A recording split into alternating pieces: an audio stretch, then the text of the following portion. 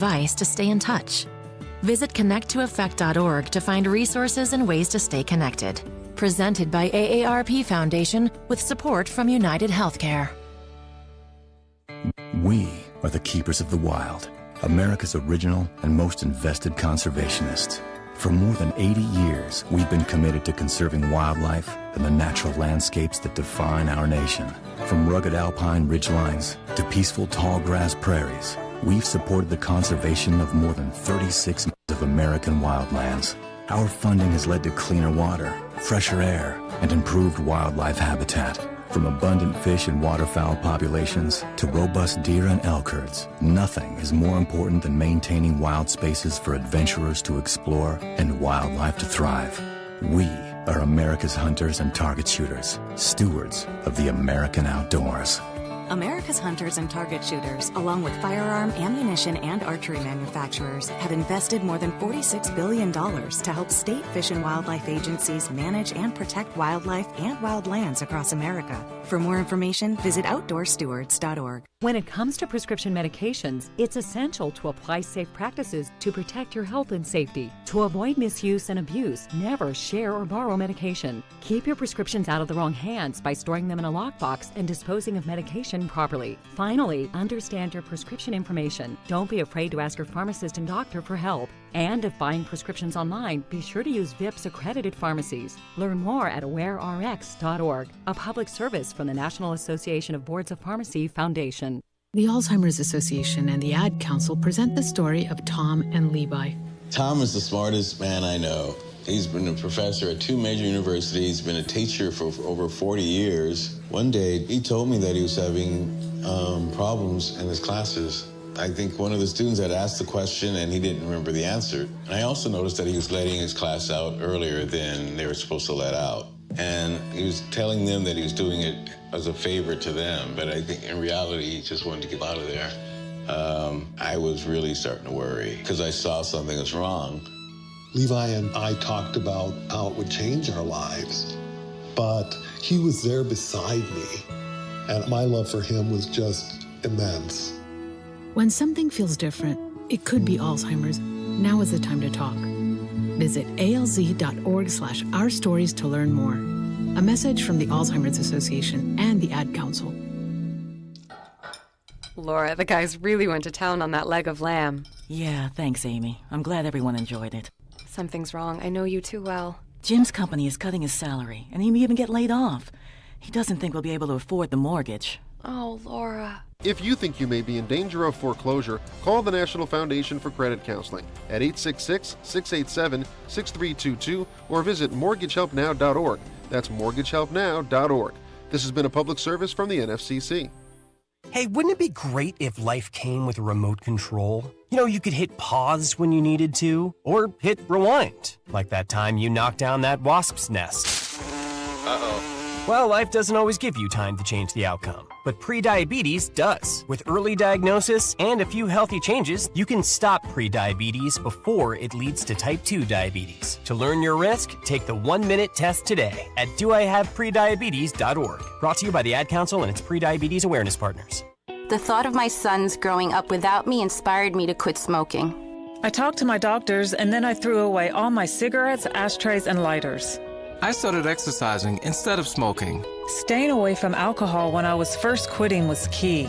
I kept on trying, learned something each time. Do whatever it takes. No matter how many times it takes. We did it, so can you. For free help, call 1-800-QUIT-NOW. A message from the U.S. Department of Health and Human Services and CDC.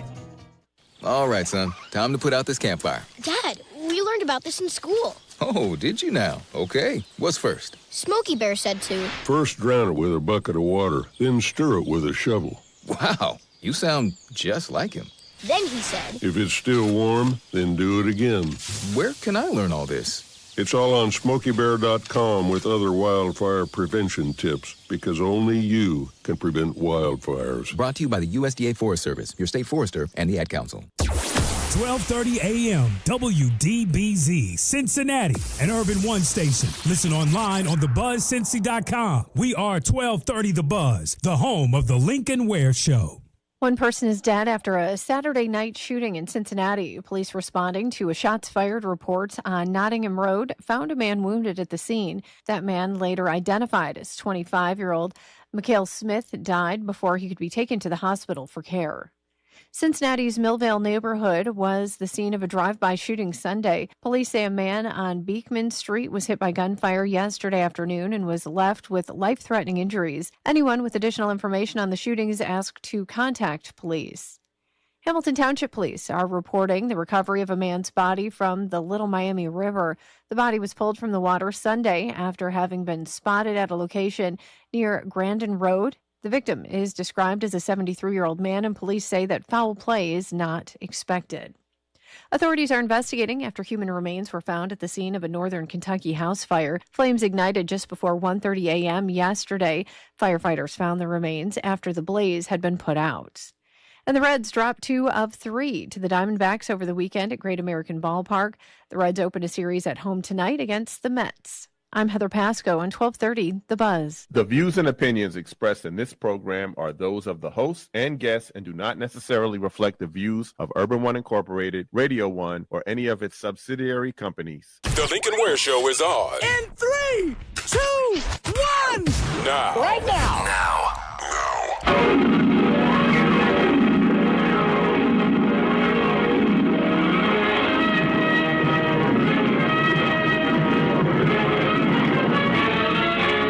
Than a speeding bullet. More powerful than a locomotive. Able to leap tall buildings at a single bound. Look, up in the sky, it's a bird. It's a plane. Lincoln, Bobingan, Bonana, Pineapple, Bingan, Feed, Fine, Momingan, Lincoln. They say this cat Lincoln is a bad mother. I'm just talking about Lincoln.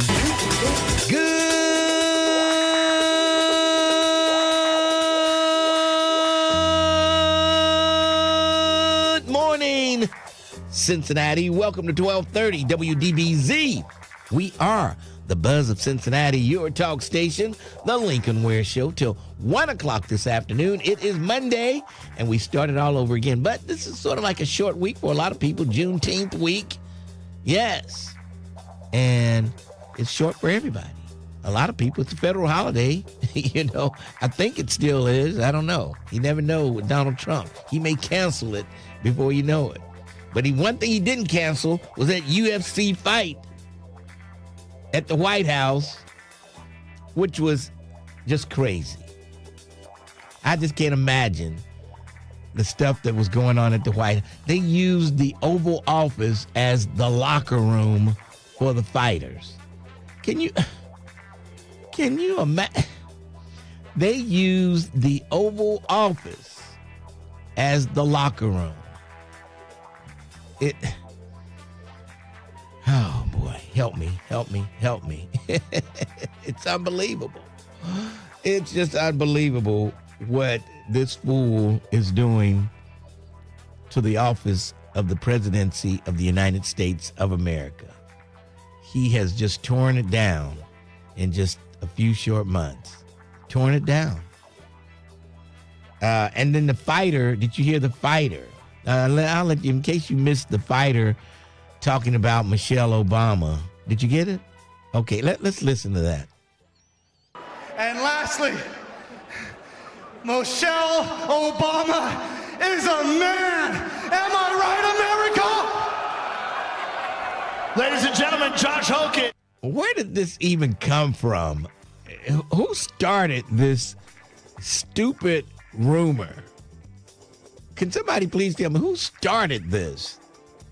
That Michelle Obama is a man. Who started it? And believe it or not, some people actually are buying into it and bought into it. I think she was sitting on stage somewhere and she had pants on and some weird MAGA person said they could see a bulge in between her legs. And it just took off from there. People have lost their minds. and he gets on at the White House after a stupid UFC match and says that he can't think of anything else to say except, oh, Michelle Obama is a man. What kind of craziness is that? That is, I don't know what to say. I just don't know what to say. That's all he could think of to come up with after he had won his match and shaking hands with the president, dressing in the Oval Office. He comes out and says, Michelle Obama is a man, and then gets the audience to agree with him. Am I right about that? What the? Oh, God. Oh, boy. Looks like there's some kind of little war going up there near the Fay Apartments and English Woods. I don't know what's going on up there, but looks like a little turf war or something. I don't know. One dead after a shooting up on Nottingham Place up in Fay Apartments. And then it was a drive-by shooting right there in English Woods. Yeah. So people were injured in that one. So I don't know what's going on up that part of town, but they need to maybe straighten that out. Sounds like a little turf war or something going on up there. Normally, English Woods, not English Woods, but Fay Apartments have been kind of quiet up there. Been kind of quiet. Normally, you don't hear a whole lot of stuff happening up there. But here lately, there has been, yeah. Did you hear about the guy that was accused of groping a woman at the nail salon? I think it's called the Katie Nail Salon. I'm not sure what street it's located. It looks like it's might be downtown somewhere. I don't know. Maybe somebody out there knows where the Katie Nail Salon is. The picture had Katie Nail Salon. It looked like it could be on Court Street, maybe. I don't know. They never did put the name of the salon or the street, but apparently this guy called the woman, and they had some relationships going on because some of the things that he said. So he called her, left her a message on her phone, says, I know where you are. I'm coming there. And police said the victim was getting her nails done when she received a phone call from Houston. The guy's name is Dion Houston. Then he allegedly told her he knew where she was and he was on his way. And so when he got there, he attempted to kiss her, and she pulled away before the kiss could occur. The woman reported that Houston continued calling and leaving messages after the encounter, describing sexual acts he wanted to perform. She told investigators she fears for her safety, and then he grabbed her. When he was there at the nail salon, he grabbed her face and tried to kiss her, said, give me that bottom lip. Give me that bottom lip. Then he touched her on the genitals and said, I want some more of that pee. So that tells me that he had her number, so they had been kind of messing around a little bit. Maybe she didn't like what he was giving, and she just tried to avoid him, and he was like, nah, baby, nah, I need some more of that. And so that's what happened. I tell you, it's getting hard out there for a pimp. I'm telling you, unbelievable. These cats are crazy out here. Women, before you get these cats your number, you better find out exactly who they are before you give them their number and before you give them the P, what he was talking about. Jeez. I tell you. Mitch McConnell is in the hospital. They won't say what's wrong with him, but he was admitted yesterday. Yeah. And they're not saying what his ailment was, but man. And this is not the first time. He spent 8 days in the hospital back in February for flu-like symptoms. But, will Mitch McConnell make it on his last leg? This is his last term, and his term will be up in, I guess, November, December, whenever they swear the new congressman in. But this is his last go-round. The organization behind the report showing racial disparities in the stops made by Cincinnati police officers says they're going to launch a public website where the data will be available. So you can see all the stops that Cincinnati police made. He said you can search for officers by name, see their stop data, including a breakdown of racial makeup of the people stopped. Yeah. So there you have it. It'll be available.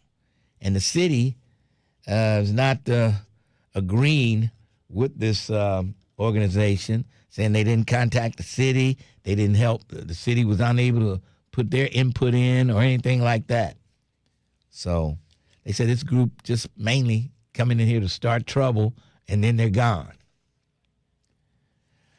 Trump's approval rating hits the second-term low. NBC polls reporting. And so what else is new? What else is new? His ratings have hit rock bottom. But apparently, an agreement has been reached with Iran, and they've said this stuff before, and I don't know. Then they've got 60 days to see if this thing holds up, and then we'll go from there. But something tells me it's not, and I just don't know where it's going to open up the Strait of Hormuz and all kind of stuff that's going to happen. Gas prices have gone down with reports of this. I think you can find gas now for under $4 a gallon. Yes.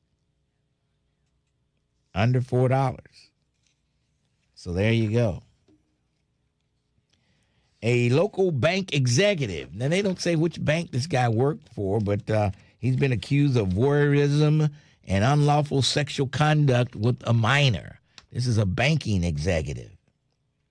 Hiding cameras in an apartment where an underage teen was staying and engaging in unlawful sexual conduct with the victim. His name is Malcolm Williams.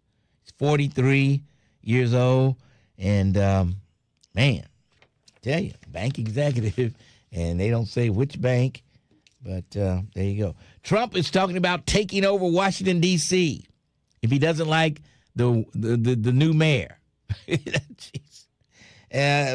Janice Lewis George, who is the front runner for becoming the next mayor of Washington, D.C., and I don't know if Trump likes her very much, and he's talking about a government takeover of Washington, D.C.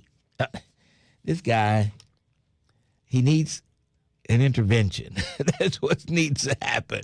There needs to be some type of intervention taking place with Donald Trump. He's now in Geneva for the G7 conference. So we'll see what shenanigans he comes up with there. You know, he always has to do something to leave a mark, you know what I mean, to get headlines. Good morning, Mr. Ware. What's up? Everything that Republicans were afraid that the Obama administration was going to do, they're doing it. Yes. Everything. Everything. Making a mockery of the presidency. It's crazy. But yeah, he's in Geneva now, and we'll see what's going to happen. What will the other allies say about his actions with Iran, Strait of Hormuz, and all that stuff is coming up. You didn't talk about the cash that we're going to owe. Oh, yeah. A whole lot of cash. Yes. More than Obama paid Iran. Oh, boy. He keeps talking about that. Yeah. And we'll see what he does. It's unbelievable. Looks like there's going to be another drive-through dispensary opening up out in Colerain. I know they're going to do some great business out there. Those people love those gummies in Colerain. Yeah. And what's it called? The gardens, the city gardens. The Garden, King City's marijuana dispensary brand. They've got one out in Montgomery, which the drive-through line is always full, and I'm sure it'll be the same out in Colerain. 9880 Colerain is where it's going to open in September. So Colerain Township will be bringing in a bunch of money on those people. First they were we don't want to sell this stuff in our communities. No, they see how much money it's coming in, and now everybody, we better get us some of those millions of dollars coming in with that tax on marijuana. We better jump on the bandwagon. Yeah, money. Politicians love money, and when they see it, they grab it. So yeah, you'll probably see more dispensaries opening up in a city near you. That's for sure. In a local township near you. It's coming. All right, we're going to take a break, and then we'll come back. 513-749-1230. It's Lincoln Ware on a Monday morning. 1230, The Buzz. Lincoln Ware is on demand. On demand. That's right. Listen to the Lincoln Ware Show when...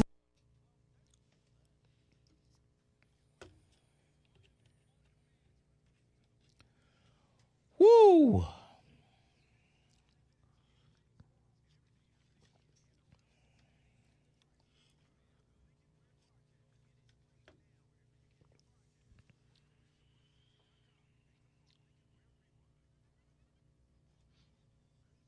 Folks love their drugs, that's for sure.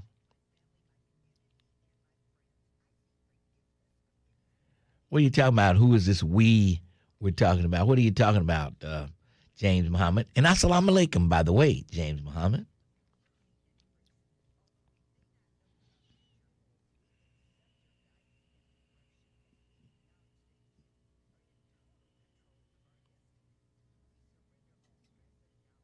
What's up, Janice? How you doing?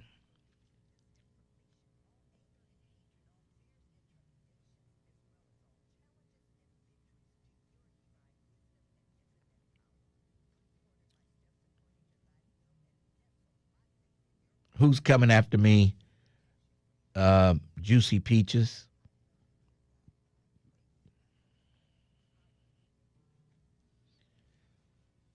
Folks love their brown liquor, especially if it's free. Oh, my God. Okay, Brent.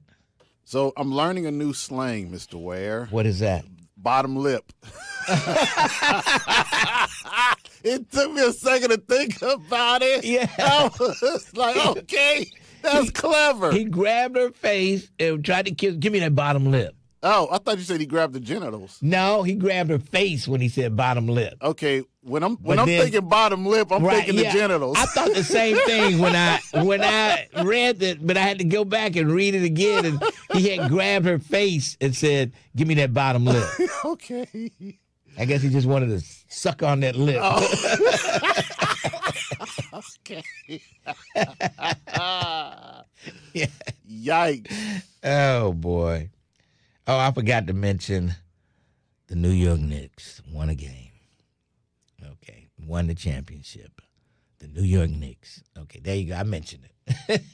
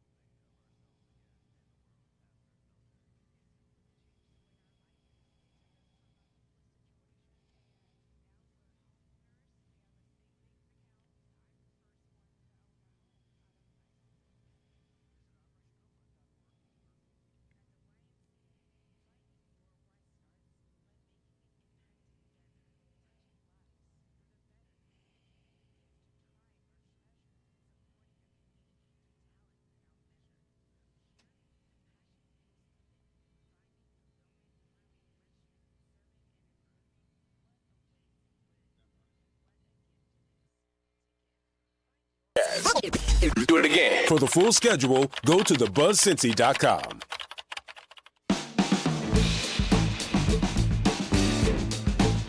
Rock steady, baby. I figured you might like this one, Mr. Ware. I found something that was similar to the real thing. Yeah, it sounds like Rock Steady by Aretha Franklin. And I'm trying to... What it is. From here on out, that's what I'm trying to do is find something that's kind of like something that will, sort of feed that soul music addiction that I have. Yes, sir. Okay. Well, we have, basically. Yes.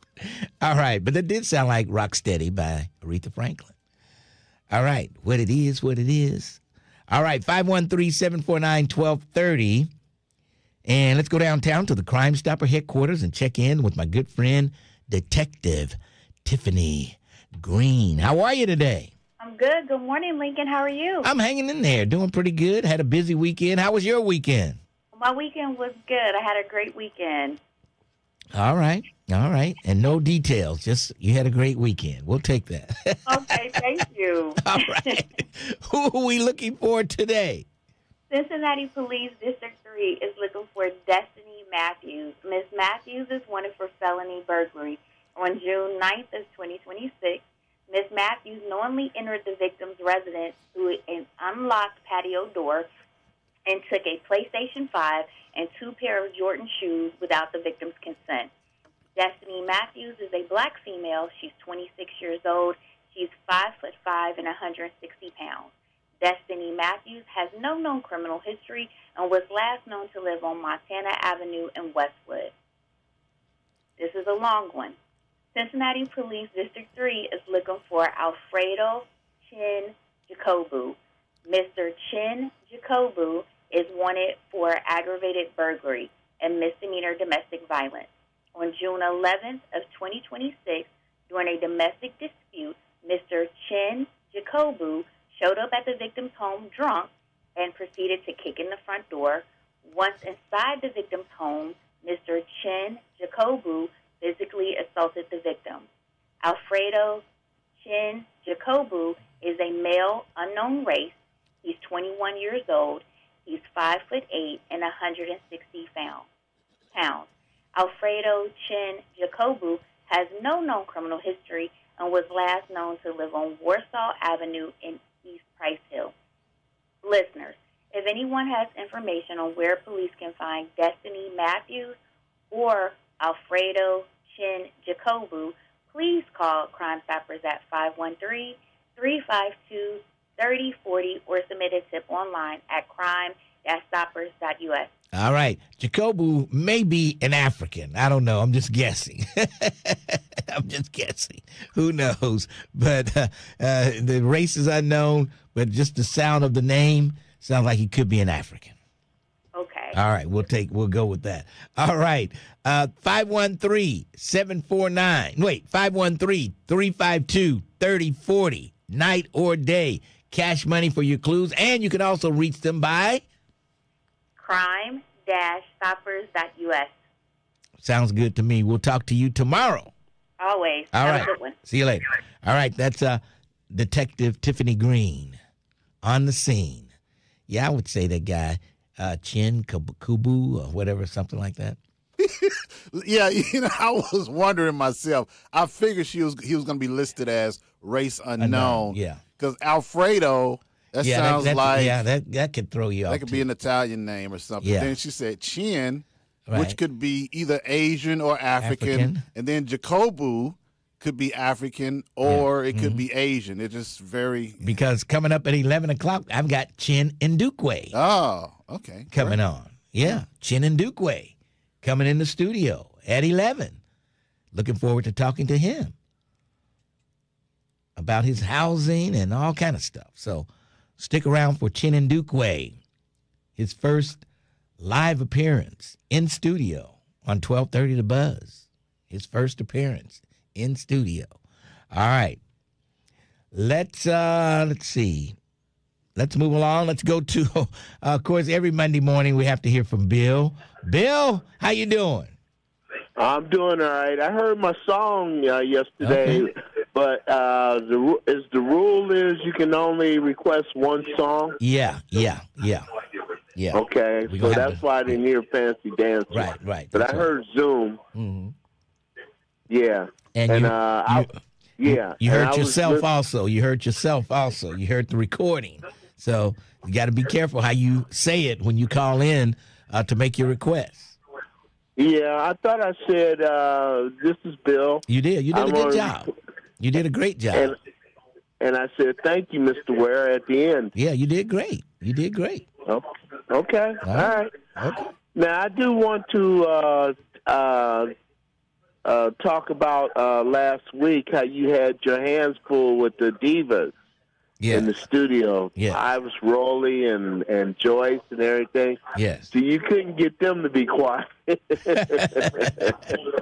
Well, you had some real live talkers. You had Iris is a talker. You had loud voice Joyce, who's a talker. You had Sandra Jones, who's a talker, and Julie was in here, and she gets in. She gets her little words in there too. But she's not a machine gun talker like those other three. Yeah, but I was hoping that White Bastard or Twin would try to call in and get in their conversation because they didn't want that smoke. How they feel about White Bastard. They didn't want any of that smoke. Yeah, exactly. Right. And I do want to touch this too. There was a caller that requested the Little River Band. Yes. Reminisce. Yeah, I heard of the Little River Band. Yes. I got their greatest hits. Yes. Reminisce, Lost and Loser, and all that. I listen to a lot of other radio stations, pop and rock and whatever. But, this is definitely my home. All right. And I am happy that WCIN is being honored at the Andrew Brady Walker fame. Yes. Is some of the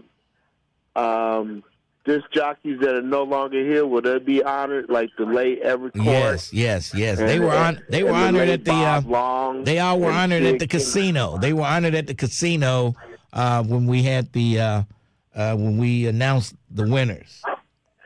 Awesome. Okay. Awesome. All right. And you take a bow too, Mr. Ware. All right. And I'm out of here. Thank you. Thanks for your call. All right, that was Bill. And if you have a request for the Sunday Soul Classic, the best way to do it is to just call 513-679-6028 and just say your name and the name of the song you want to hear. We'll get it in there. Yeah. Yeah, and in a 5-minute brief history of the song and when you first heard it and how it make you feel. No. And yeah. No, please not. Yes. All right. And the dress you were wearing when that song first came out. Yes. All right.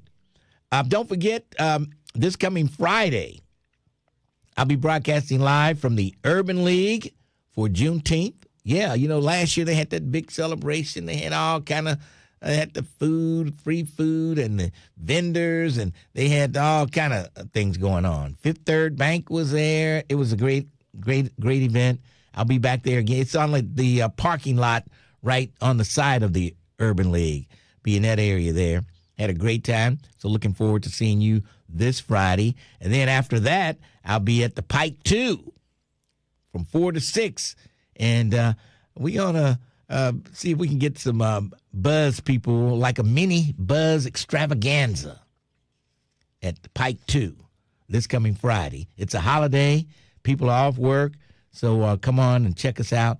I think Jerica says she's coming down, Terrence Howard. So, yes, your good friend Jerica. Oh, man. Too bad I won't be able to be there. Oh, boy. Yeah. Unbelievable. I would have shown up with some holy water and splashed it on her. Oh, boy. Get those demons out of her. Oh, man. Yeah. Okay.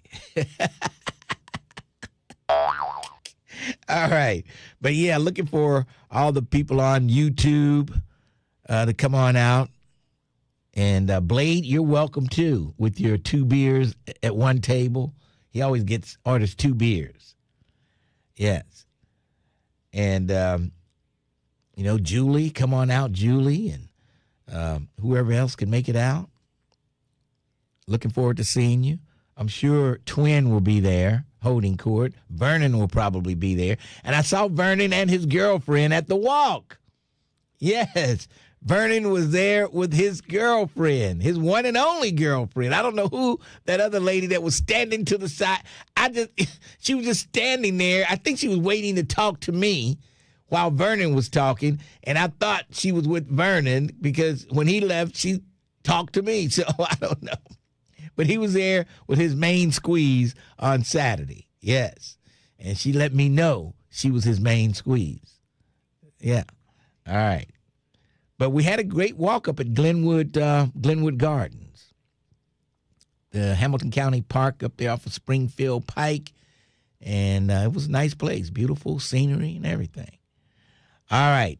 I'm going to take a break, and then we'll come back. Pharaoh, Meridian Knight James, Rick Jr., and others holding on. We want to hear from you. Want to hear your take on what the White House turned into this weekend. Oval Office becomes a locker room, and the White House lawn becomes a WWF, I think it's WWF, whatever, wrestling casino or whatever you want to call it. I'm sure there was probably gambling going on out there too. Who knows what else was going on at the White House this weekend with those crazy wrestlers out there. All right. Let's take a break, and we'll come back. The Lincoln Ware Show, 1230, The Buzz. Looking for a podcast that delves into the intricacies of love and relationships? Look no further than Dear.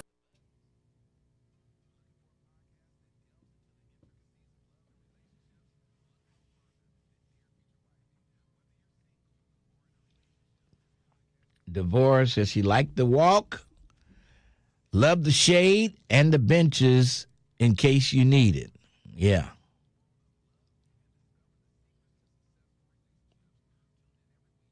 Who still calls their lady their main squeeze? That's old school. You know, we like to do the old school around here. It's my main squeeze. This is my hammer. You know, they used to call him hammer. You know, this is my hammer. I never heard of that one, hammer. Yeah, you never heard of hammer? No. There's only one hammer around here, buddy. Oh, boy. She will not be doing the hammering. Oh, boy. Well, you have to go around. They've got, I mean, you can extend the route, but it's gravel. I don't think they've paved it yet, but eventually you'll be able to walk from Glenwood Gardens all the way to Winton Woods. They're going to have one straight path that goes straight to Winton Woods.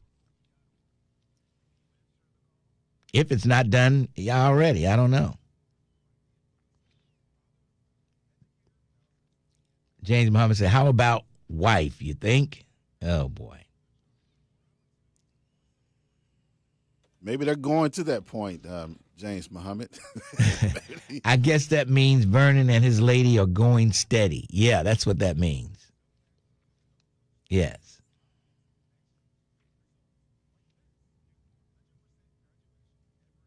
Okay, UFC fight.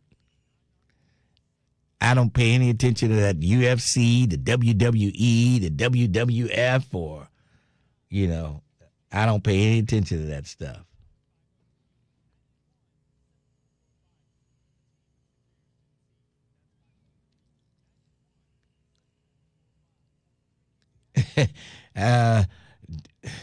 D says she don't like it when men call their significant other here's my old lady. This is my old lady.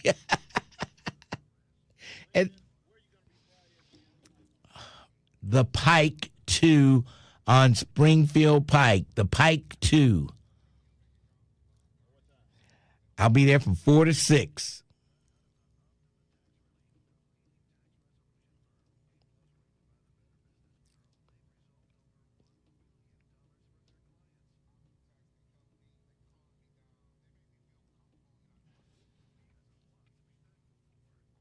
Look at that. They're lining up already.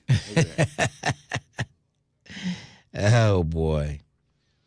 They had some pretty good food at the Pike, too. Pretty good food.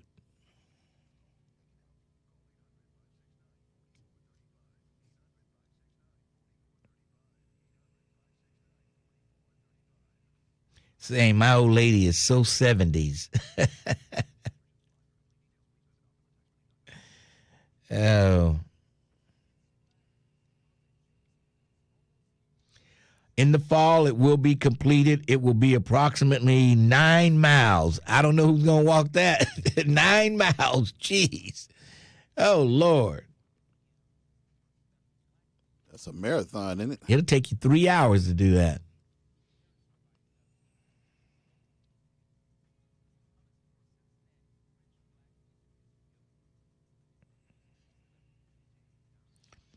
No homemade breakfast for Lincoln this Friday. Nope. Dee says she loves their wings at the Pike, too.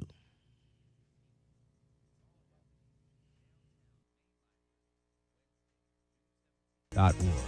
That's CHPL.org. You're listening to The Lincoln Ware Show. Unbelievable. On your talk and information station, 1230 The Buzz.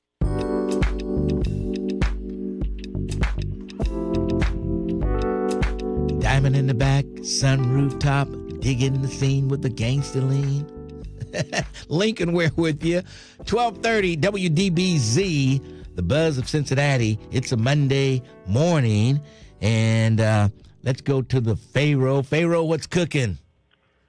Hey, Lincoln. Lincoln, I was listening Friday, and I heard a caller talking about slavery and the master, and how the master gave the slave a break on Sundays, Yes. No, the master didn't care nothing about you. What he did, he needed a break from you. He could care less about you. He would have worked you 7 days a week because you were not considered as a human being. You were nothing but a two-legged animal. He needed a break from you.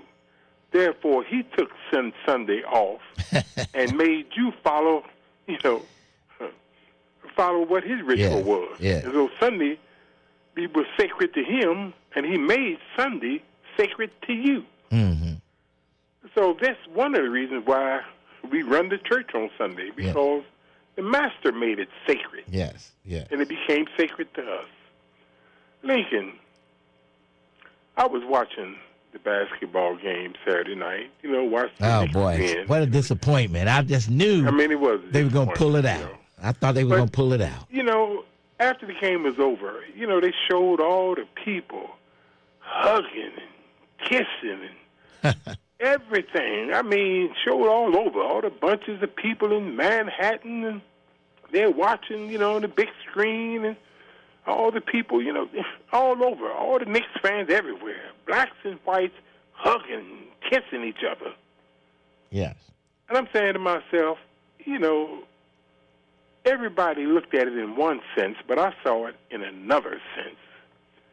I'm thinking of basketball, baseball, football. The team wins the championship, wins the Super Bowl, everybody hugging and kissing and going on, celebrating, blacks and whites. But I'm saying to myself, but we can't live in society together. Yes. In spite of all that hugging and sports can bring people together, no matter what race. But yet, after that, now you go your way and I go mine. Yes. I'm still going to practice my racism, and I still hate you. You still an N-word to me. See? But yet we was hugging and shaking hands and laughing and grinning. And did you see who did the national anthem? Yeah, but we can't live together, though. See? When I saw her, what's her name, Guyton, Guyton, country western singer. Yeah. When I saw, I said, oh, God, black woman singing the national anthem. I'm saying, I told you, they get us to do these things. We sing it with vigor and heart and soul in it. Yeah. But yet, away from that, what does it mean?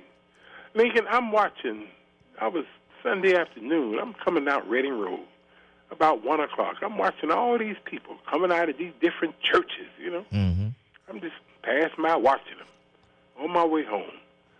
I'm saying to myself, after all of this hugging and kissing and going on in church, hollering and screaming and falling out and getting the spirit, and the preacher telling you all those lies and everything else. When you hit that sidewalk, what changed? When you come out of the church, what changed? After all that hollering and screaming and praising and everything else, getting the spirit, what changed when you came out of church? What changed in society? Nothing. Everything was still the same. The racism was still there. The prejudice was still there. The discrimination was still there. The hatred was still there. So what does all that hollering and screaming and praising and getting the spirit, what does that do when you leave the church? Yeah. Nothing. Oh, boy.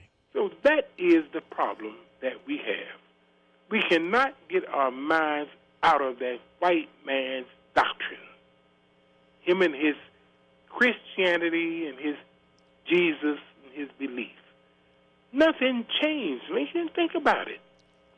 Nothing changed. We never did nothing like that in Africa. There was no such thing as a church in Africa. People, if they worship their God, you did it at your discretion. The temple was there. You went in, did your whatever you did, made your sacrifice, whatever it is you sacrificed, and you left. Yeah. Nobody knew about your belief. Nobody sat in church, somebody preaching to you, telling you what time it is. You did it at your discretion. If you never went in, who knew it? Nobody. Nobody questioned you about what you believed or what your faith was. See? But all that took place in slavery, white man taught us A, B, C, and D, and we follow it to this day. So what has changed, Lincoln? All that basketball, baseball, football, hugging and kissing and shaking hands, but yet we can't live together. Right, and we don't really, white folks don't go to black churches pretty much, Right. That's black right. folks will go to white churches, but the black... the hours of 11 and 1 on Sunday, the most sacred time in America. Yeah. So what? What does those hours, or what have those hours Sunday from 11 to 1, what have they done for us historically? All right. We're still in the same situation. Pharaoh, thanks for your call. Okay. All right. 513-749-1230. Yeah, my San Antonio Spurs. I mean, New York was destined to win. I think it was in the cards for them to win. With that tip in, the other night, it was the handwriting was on the wall. They were going to win this thing, and they did. And I tell you what, though, San Antonio's going to be around for a while. They're going to be a tough team to beat. There was a lot of learning lessons in that for San Antonio. They need a couple of players to fix, to put in there. And I think they'll find the players that they need that can get the job done, and they'll be good to go. They will be good to go. All right. We're going to take a break, and then we'll come back. 1230, The Buzz. 1230 The Buzz wants you to buy Black 513. Black Americans have over $1 trillion in spending power. We encourage you to buy black, not just one day, but every day, 365, 24/7. Go to thebuzzincy.com and check out our Buy Black 513 page, where you can view a directory of black businesses right here in the 513. All black business owners, we're looking for you. Get featured right now. Go to thebuzzincy.com and click on the Buy Black 513 banner to find out how you can be featured and expand your reach over the air and the internet. Let's buy Black 513. 1230 The Buzz. Transform your home in one weekend and save big money at Menards. Protect and enjoy your outdoor living space with Thompson's semi-transparent wood sealer. It maintains wood's natural color and provides durable year-round protection from water and sun damage in just one coat. Save big money on Thompson's water seal products. Our knowledgeable team is ready to help bring your dreams to life, 1 gallon at a time. Stop by your local Menards today. Save big money at Menards. We are the keepers of the wild, America's original and most invested conservationists. For more than 80 years, we've been committed to conserving wildlife and the natural landscapes that define our nation. From rugged alpine ridgelines to peaceful tall grass prairies, we've supported the conservation of more than 36 of American wildlands.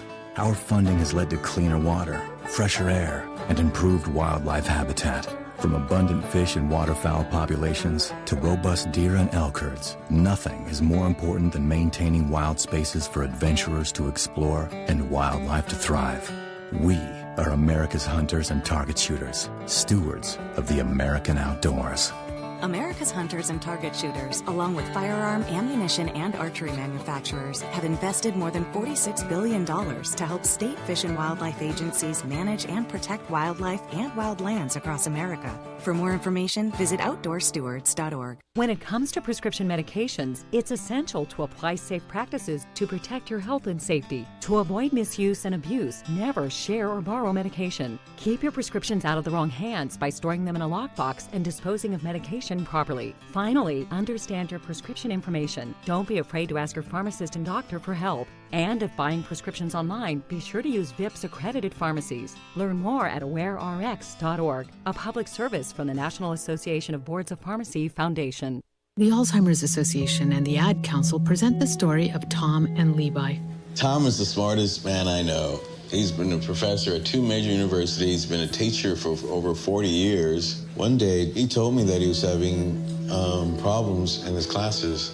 I think one of the students had asked the question and he didn't remember the answer. And I also noticed that he was letting his class out earlier than they were supposed to let out. And he was telling them that he was doing it as a favor to them, but I think in reality, he just wanted to get out of there. I was really starting to worry because I saw something was wrong. Levi and I talked about how it would change our lives, but he was there beside me, and my love for him was just immense. When something feels different, it could be Alzheimer's. Now is the time to talk. Visit alz.org/ourstories to learn more. A message from the Alzheimer's Association and the Ad Council. Laura, the guys really went to town on that leg of lamb. Yeah, thanks, Amy. I'm glad everyone enjoyed it. Something's wrong. I know you too well. Jim's company is cutting his salary, and he may even get laid off. He doesn't think we'll be able to afford the mortgage. Oh, Laura. If you think you may be in danger of foreclosure, call the National Foundation for Credit Counseling at 866-687-6322 or visit mortgagehelpnow.org. That's mortgagehelpnow.org. This has been a public service from the NFCC. Hey, wouldn't it be great if life came with a remote control? You know, you could hit pause when you needed to, or hit rewind, like that time you knocked down that wasp's nest. Uh-oh. Well, life doesn't always give you time to change the outcome, but prediabetes does. With early diagnosis and a few healthy changes, you can stop prediabetes before it leads to type 2 diabetes. To learn your risk, take the 1-minute test today at doihaveprediabetes.org. Brought to you by the Ad Council and its prediabetes awareness partners. The views and opinions expressed in this program are those of the host and guests and do not necessarily reflect the views of Urban One Incorporated, Radio One, or any of its subsidiary companies. The voice of the community. We are 1230 AM The Buzz, your talk station.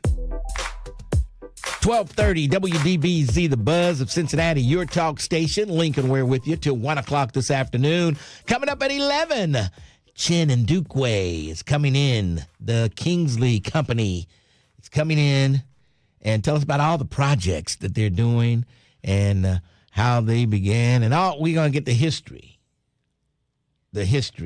of the housing, the affordable housing, the low-income housing, the senior housing, all the different type of housing that he's doing and that you may not know about, and you may not know about why, and we're going to answer all the questions for you today. Your questions will be answered. So stick around for that. It's coming up in about another 9 minutes. So stick around. He'll be here in the studio live. This will be his first visit to 1230 The Buzz. So get ready for that. All right. Let's move along. Let's go to Sean. Sean, how are you? What's up, Lincoln? How you doing, brother? I'm hanging in there. What's on your mind? Yeah, hey, why is y'all crying about him having the UFC on the White House line? Like, what's I mean, come on. The White House is not to have wrestling and kick fighting and using the locker room, the Oval Office as the locker room for the fighters. Come on. That's a little over the top. Don't you think, Sean? Come on, man. Get with it. I mean, it goes with the times and where we at. I mean, y'all wasn't saying nothing when, what's his name? Sleepy Biden had the LGBTQ party over there on the White Line. Y'all ain't say nothing about that. What was the outcry about that? What type of LGBTQ? He literally had a pride parade party on the White House lawn. Okay. They had singers and everybody come up. Okay, they didn't have to build. They didn't have to build anything, put lights up and a ring and all that stuff. They just had a party on the White House lawn, which they've been doing stuff like that for years. I mean, for centuries. But come on, Lincoln. Who was it hurt? He spent a couple dollars. So what? Y'all spent look how much money y'all spent on these illegals. Where all that? Y'all ain't cry about that, but spent on what? A couple dollars. On what? On the illegals. On all the illegals that the Democrats are housing, providing for, giving them big boy food stamps, all that. They were getting all that. Those were just a few people. Just a few people were getting the type of benefits that you're talking about. I talk to people coming over here all the time, and they say they didn't get anything. The only thing they got was a job, and they built up from there. So don't give me all this stuff. I'm talking about religion, not people that came legally. I'm not talking about them. We love them. Come over here legally. We need y'all talent. We need y'all love. We're talking about the people that came over illegally. Those are the ones that don't get anything. The ones that got here illegal, they don't. Those are the ones that don't get anything. Where all this money for housing was going? But anyway, I don't even want to go too far down that road. But it's an age of tension right now with this racial thing going on. It's really getting. You know who Chud the Builder is? What? So what now? Chud the Builder. Say that again. Do you know who Chud the Builder is? The little racist white boy that's locked up right now. Oh, no, I don't know who he is. You got to get with the times. I don't know. He the one go around calling black folks timping out and the N-word anyway. Well, they got like a little forum where they like all his little racist buddies. I be in there crashing their little forum, and they just be in there talking. Like, they really be in there talking greasy about us, Lincoln. I'm going to tell you that right now. It's a little and the ones that talking greasy about us is retarded. I'm going to just keep it 100 with you. They slightly retarded. Yes. All right. But anyway, real quick, I had a forum. I was on the forum with them, right? I'm going back and forth with these individuals. I'm like, what did y'all do? Like, you claim that you racist, but what did you do to hold black people back, other than just running your mouth? Like, was you a supervisor or something, or are you just a bigot? There's a difference between a racist and a bigot. You think you agree? Yes, there's a difference. Now, what did he say when you asked him that? Nothing. He didn't have nothing to say. He didn't have all he did was all they do is run their mouth. They ain't got what you know what I mean? Other than that, then he asked me like, what did I do to help the black people against the white people? I say I don't go against white people, but if you racist or whatnot, I'll tell you what I did. I used to sell fentanyl. And if you know anything about fentanyl, it's with a lot of overdose. You used to sell that? You say you used to sell it, or the guy? Oh boy, you used to sell fentanyl. Oh my goodness. Everybody used to sell fentanyl. No, they didn't. No, they didn't. If you was in the drug game, you sold fentanyl at some point in time in your life. Oh boy. And unfortunately, no wonder you're a Trumpster. No wonder you're a Trumpster. No wonder you're a Trumpster. I see why now. That wouldn't even make no. It's all starting to add up now. It's all starting to add up. He's not against Big Pharma. Oh, he against these white folks dropping like flies out here. I'm pretty sure of that. That's why he's trying to stop all this fentanyl from coming there. It ain't hurting us. It's hurting them for real. You know what I'm saying? All my clients was white. So the ones that dropped, who knows? You know Unbelievable. Once they stopped calling, I figured they dropped. But anyway, that was all I had to say. All right. Have a good day. I think you've said enough. That's for sure. Jesus Christ. He's bragging because he sold fentanyl. Unbelievable. All right. Let's go to Stanford. Stanford, how are you? I'm doing okay today, I guess. How you doing? I'm hanging in there. What's on your mind? Well, got to go to some serious. Campaign Zero, the report. Did you get the chance to look at that? The Campaign Zero report. What was that report about? What was that report about?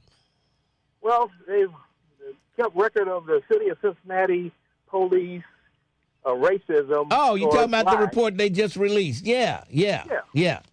What about it? 80% of blacks was getting the wrath, and only 17 was white. But you got to understand the housing, property stuff is all coming in that because they got it in the court. They gave the building department the right to put a warrant on you and take your property. And when we look at this stuff, they named 4 neighborhoods. And when I talked to Scotty Johnson, and they brought in Art Darbird and the law department, they told on themselves, just like Trump tell what he's doing, and they said, we go to the poor neighborhoods, we write them up, and then we tell them to give us a title to their property. Not buy, not borrow, just give their title up when they just struggle to get a piece of. Well, if they write them up, they would give them time enough to fix the problem, whatever they're being written up for. So they just don't write you up and say, give me the title to your property. I don't think it works like that. Yes. Oh, my God. Oh, jeez. Now, I know you're going to protect them. I'm not protecting anybody. I mean, if they write you up for a violation, a building code violation, they're writing you up for a reason. They want you to fix it. Well, where the money coming from? Well, that's up to you. You need to fix it. All those neighborhoods were redlined for 60 years. They took property taxes from them neighborhoods and put it in High Park, Mount Adams. The city has money. Like if you had a violation that your shingles were off your roof or something and you might not be able to afford it all, the city does have some money put aside for that. You can get relief from the city to help you fix that. Did you know that? Okay, name one of them. I don't know. Well, Call Jan Michelle's office. She told me herself that they had some funds set aside for that. She told you that stuff and you don't remember it? Look, I didn't say, now what's the name of this she told me we've got a program to help. It was some guy was having a problem and he needed to get his house fixed. Something was going on with his roof and he didn't have the money to do it. And she said he may qualify for funds we have set aside for that. I didn't go into it. I don't have time to go into all those details. This was on the fly. They'll tell you something. You're supposed to keep it in their mind. Well, I'm telling you what to do now. Call Jan Michelle. I don't need to know all the call her and ask her about it. Well, she was there when the building department said they take that property and targeting the black people. Just like this report is true. The report that they record is true. That's why you got all the mayor and all the big wigs saying it ain't true because they were responsible for letting it go on. Well, no, not necessarily. I think things have gotten a lot better with the Cincinnati police and the citizens of Cincinnati. And but some people, hey, you're just going to have to arrest them, write them up, give them a ticket, stop them, or do whatever you need to do. Some people you need to do that to. It's some crazy folks out there.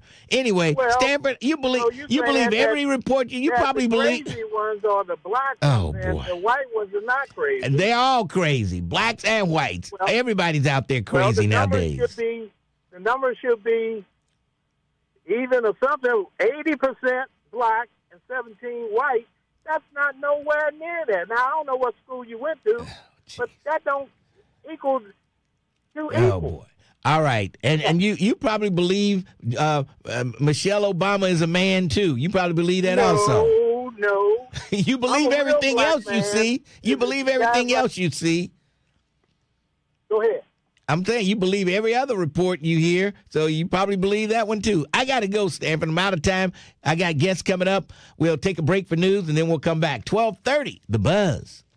12:30 a.m. WDBZ, Cincinnati, an Urban One station. Listen online on thebuzzcincy.com. We are 1230 The Buzz, the home of the Lincoln Ware Show. Cincinnati's Millvale neighborhood was the scene of a drive-by shooting Sunday. Police say a man on Beekman Street was hit by gunfire yesterday afternoon and was left with life-threatening injuries. Anyone with additional information on the shooting is asked to contact police. One person is dead after a Saturday night shooting in Cincinnati. Police responding to a shots fired report on Nottingham Road found a man wounded at the scene. That man, later identified as 25-year-old Mikhail Smith, died before he could be taken to the hospital for care. Hamilton Township Police are reporting the recovery of a man's body from the Little Miami River. The body was pulled from the water Sunday after having been spotted at a location near Grandin Road. The victim is described as a 73-year-old man, and police say that foul play is not expected. Authorities are investigating after human remains were found at the scene of a northern Kentucky house fire. Flames ignited just before 1:30 a.m. yesterday. Firefighters found the remains after the blaze had been put out. And the Reds dropped 2 of 3 to the Diamondbacks over the weekend at Great American Ballpark. The Reds open a series at home tonight against the Mets. I'm Heather Pasco on 1230 The Buzz. The views and opinions expressed in this program are those of the hosts and guests and do not necessarily reflect the views of Urban One Incorporated, Radio One, or any of its subsidiary companies. 1230 The Buzz. Streaming live on your computer. Log on to thebuzzcincy.com.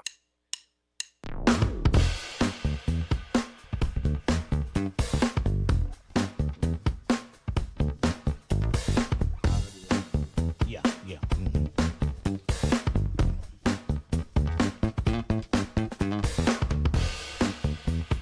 1230 WDBZ, the Buzz of Cincinnati, your talk station. Lincoln Ware with you. In the studio with me, Chin Ndukwe. Chin, they call you Chin for short, but Ndukwe, welcome to the show.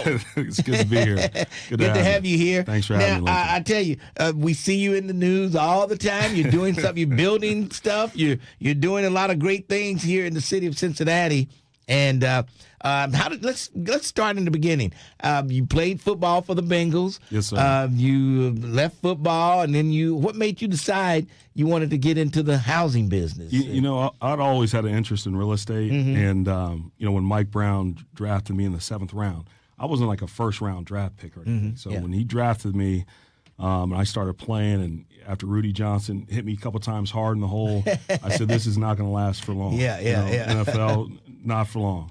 So I started investing in real estate, primarily around the University of Cincinnati's campus, just single-family homes, just renovating and putting together. And then was fortunate to meet some mentors like Tom Humes and Larry Bergman, and some guys that have been doing very well in the commercial real estate space. And so that's what I did. After I knew my time was done, I tore my knee up against Pittsburgh, rehabbed that, had a cup of coffee with Oakland Raiders when Hugh Jackson was out there. I don't know if you remember Hugh. He brought me out there and then tore it up again. And after that, I was already really spending my time in the commercial real estate development space. Okay, so you already yes, sir. That all it took was one more hit to that knee, and you say that's it. That's it. So that was in 2007. I was drafted, and now we're coming up on 2027. It's wild how time just flies. So. Now, of course, this is Cincinnati. Yeah. You being a black man, they're not going to roll out the red carpet for you by any means. You're going to have to fight for everything you get here in this town. I don't know if you ever had a chance to talk to Oscar Robertson. Yeah, I've talked to the Big O a number of times. And I know he had some stories to tell you, didn't he? He's had some real life experiences. I met Oscar. We had a sit down round table actually when Hillary Clinton was in town years ago. Was able to meet Oscar and spend a lot of good time with him. He's a good man. Yeah, he really is. And he's done amazing things, and some of his records are still standing to this day in the NBA. Yeah. It's fascinating. But I'm not looking for any kind of sympathy. Yeah. I mean, he told you some of the struggles he had in his business. And I'm not the one. I mean, there's other people that have been here longer than I have, and but I love what I do. I love building. I love developing. I love seeing things that could have a positive impact on the community, and then seeing it through and bringing those things to fruition. So. Do you find, I know you're doing a lot of housing in Columbus. Yep. And you're doing housing here in Cincinnati. Is there a difference in the two cities when it comes to dealing with you? Well, it's just not only even just in the city of Columbus, but we're working in the city of Dayton, south of in Springboro, Ohio. It has been a challenge, but I think what I've seen and just going through the recent situation with the Kinsey Lofts project, the city manager, Cheryl Long, they are restructuring their whole department. It seems like economic development is no longer there. They have, I think it's chief strategy and growth. So I do give them, the benefit of the doubt of saying, hey, we're restructuring. I think there are some lags in communications, not just on that process, but hopefully we just recently had a good meeting with them and their new director, Brandon Rudd. hopefully that is the right, it sets us down the right path. Because they need to. I mean, they cited you over there at the school. What's the name of the school? So 3060 Durrell. Old Hoffman School. They cited you for stuff. You fixed it up, and they act like you didn't do anything. Well, you got to ask.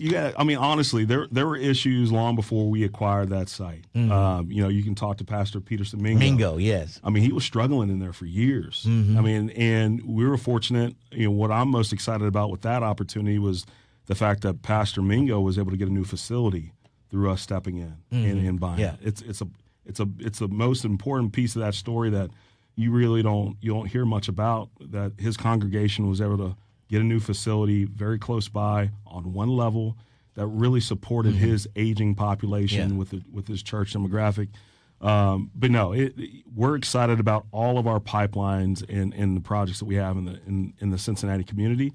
We're also excited to be expanding to Columbus. People don't realize how challenging the affordable housing space is. I mean, we're not a huge firm, and we haven't been around for 50 years.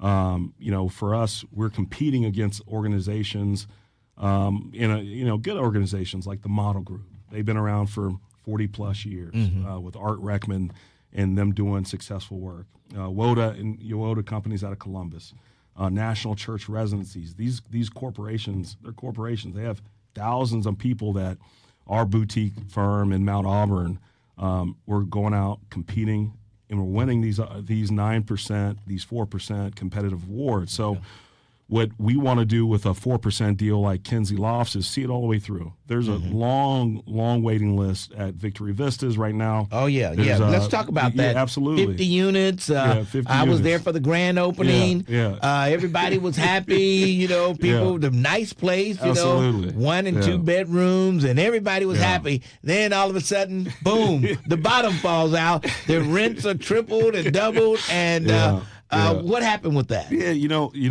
it was interesting. In July, we got a notice that these rents needed to increase. A lot of folks, there's roughly like 10 folks that were paying $300 a month, $450 a month for 2 bedrooms, for 1 bedroom. Oh my goodness! And the mistake that was made upon leasing the property up, and we've since switched property managers, was that those individuals that were paying the lower rates should have been on vouchers. Yeah. And I'll give my hat off to Hamilton County Commissioners, Greg Johnson, and the city of Cincinnati, and our firm as well. I mean, we could have easily started issuing eviction notices in July of last year, August, and we never did that. And unfortunately, we don't control the narrative. We honestly, I was talking about coming on the show, and I had heard the mayor say, "Hey, there's some issues at Victory Vistas," which prompted me to reach out to Markia Carter, prompted me to reach out to City Manager Long and say, "Hey, if there are issues, let's figure it out." And so we were disappointed that we hadn't heard anything about what those issues were. Yeah. So we took a proactive approach. We're always trying to do right by folks. We never evicted anybody. We never increased rents on anyone. And on top of that, those individuals received vouchers. And they did all this. They never talked to you about this. They just had some problems. You didn't know what the problems were. Never, no. And I saw the mayor. This cannot happen in this city. He was fired up. He was fired up. And then Ohio Housing Finance Agency came out and said, no, those are the correct rents. Okay. And so for us, we don't want to look backwards. We're really trying to focus on the future and building with the city of Cincinnati, building with Hamilton County, and really putting on projects like Victory Vistas that people don't want to leave. I mean, it's a good thing. Right. People, you got 50 units 50 there. units. They're That's right. Affordable and low income. Okay, what's it? People get upset when they hear affordable. They say, who can afford affordable? Right. I mean, and that's not on us. That's dictated by the federal government, right? And we're trying to. The reality is that Hamilton County rates affordable housing are very close to what market rate is. I mean, that's the reality that a lot of folks don't realize.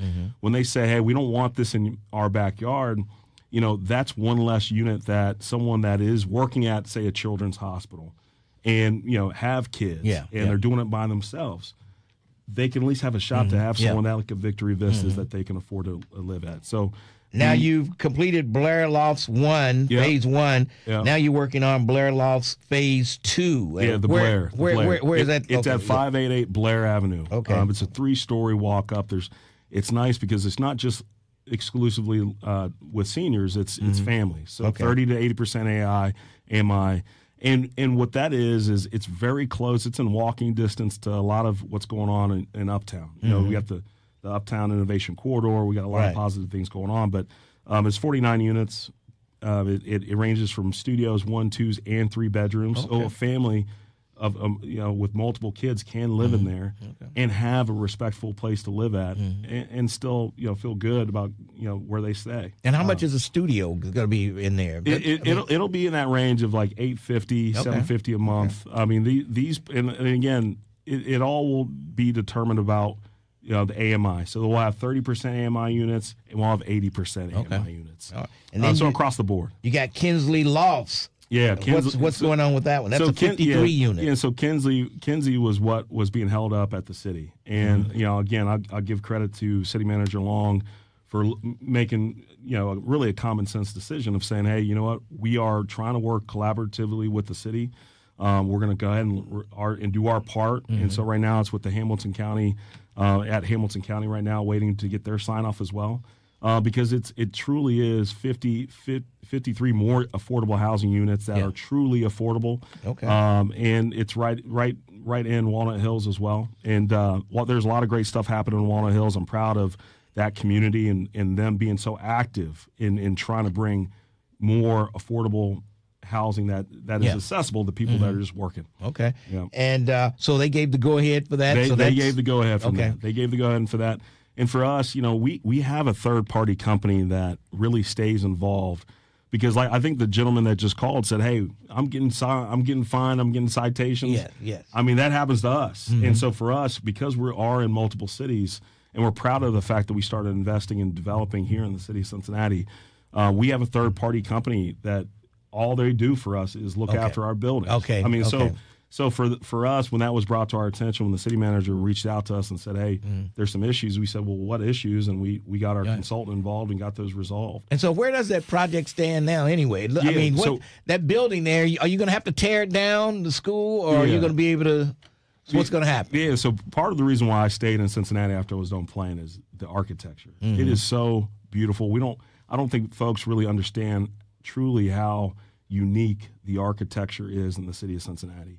And so we were fortunate enough to stake around here, and I'm not anti-historic. We're always looking at, from a business perspective, how we can keep our buildings. So our priority is phase 1 of 3060 Durrell. It's the old ball field site. It's going to be 133 apartment units that are truly mixed income units. And we're trying to give us an opportunity for phase 2 to explore, hey, how can we keep that building? We have a demolition permit in hand. Yeah. But if it was up to us, we'd figure out a way to keep it. Yeah. I don't know. It's going to take a lot of money to restore that and get it to where it's livable. Absolutely. Absolutely. So I don't know. No, I don't know. It might not tough. be an option. It might not be. But we at least want to give us an opportunity to have conversation with folks that believe they can keep it. But that's not our goal, is to go in and just start demolishing buildings. I mean, we also have St. Mark's. I mean, St. Mark's Church has been sitting there for a number of years. I mean, it's been on the market to be sold because we've been focused, and that's the thing we've learned over the years, is that we need to really focus on what we're good at, which is developing, building, not the property management side of things. So we have third-party property managers and Beacon Property Management that we brought in to help us on the Victory Vistas project. They have over 6,000 units, very well respected, both on the operational side of things and the development side of things. And they're actually, they were selected for a 9% award on a site that we own that we're selling them. And we're just going to be the general contractor on that's at 282A Main Street. And so, the property management, and you're going to make sure you don't have any other stafus like you had at Vista. You're going to have people read their contracts, read their lease agreement, absolutely, and explain everything to them from day one. But hey, listen, Lincoln, I'm on this show. I got to tell you, man, thousands of people go through the eviction process every year. Yeah, landlords go through that. You don't really ever see landlords getting articles written about them and tarred and feathered they try to do me. But one of those articles was about illegal dumping. They say, hey, you're dumping illegally. Yeah. Well, the other side is recycled building material. one of the better business people in the city of Cincinnati is the O'Rourke family. They do demolition. So you had materials there to build on that site, That's right. and they said you were dumping. Yeah, it's a little different. So we do get treated a little different. I told you. That's what I told you. But because of that article, we had contractors that called us. Three or four different contractors called and said, "Hey, can we buy that?" So we actually, it was gone within a week. I mean, it was sold. And that type of recycled building material is worth something, which is why we are staging it. But we don't get that type of grace. And it is what it is. I'm not looking for sympathy, but it's just part of doing business here in the city of Cincinnati. All right, we're talking to Chin Ndukwe, Kinsley Company, and it's a nice little area over there. You're located right in Mount Auburn there, Yes, sir. We got we got a number of properties in Mount Auburn, but we're getting ready to break ground in Walnut Hills at Kinsey Lofts. It was a competitive award that we had to beat other developing companies out there. We had a commitment from the city of Cincinnati. We have a commitment from Hamilton County. The city of Cincinnati just honored. They said, "Hey, we're going to continue to honor that commitment," which is great for the community. And we're excited. The most thing we're excited about on that project is that'll be SOAC, Serving Older Adults Through Changing Times. That'll be their third affordable housing project, which, again, it's so hard to compete. And the fact that, Sandra Jones Mitchell, Vernissa Finch, they are on the day-to-day of that organization. It's very rare to have black females that found organizations that are active in the real estate development space. And we appreciate Iris Rowley for making that connection with us and Sandra and her team. So we're excited to continue that partnership. All right, before we go to break, let's go to Peter Mingo real quick. Peter Mingo, you have a question. Hey, Lincoln, how you doing? Pretty good. What's going on? Well, I was listening to your program as I usually do, and I heard you had Chin Ndukwe on there. Okay? Yes. And he mentioned a few things basically that are really, really, really, really, really a blessing to our community and especially to our church family. We had been in Hoffman. It had been purchased for us at auction by Town Properties, Uncle Neil. And so the upkeep of the building over the years was, it was just, out of sight. The building was falling apart. The repairs, we weren't able to repair it until Chin Ndukwe came along. He said, "I'll take it off of your hands. I'll do what I can to help you. I'll do what I can to help you find a location or whatever that's suitable for your congregation." And so he lived up to his word.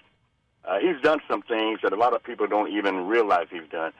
Every year we have what you would call the Youth Football Classic, the Peace Bowl. He was upset with me, Chin was, because I didn't let him know about the Peace Bowl until basically the game was about to start. He said, "Don't you ever do anything for these youth as far as football, athletics, and whatever, and you need some help." He said, "Call me.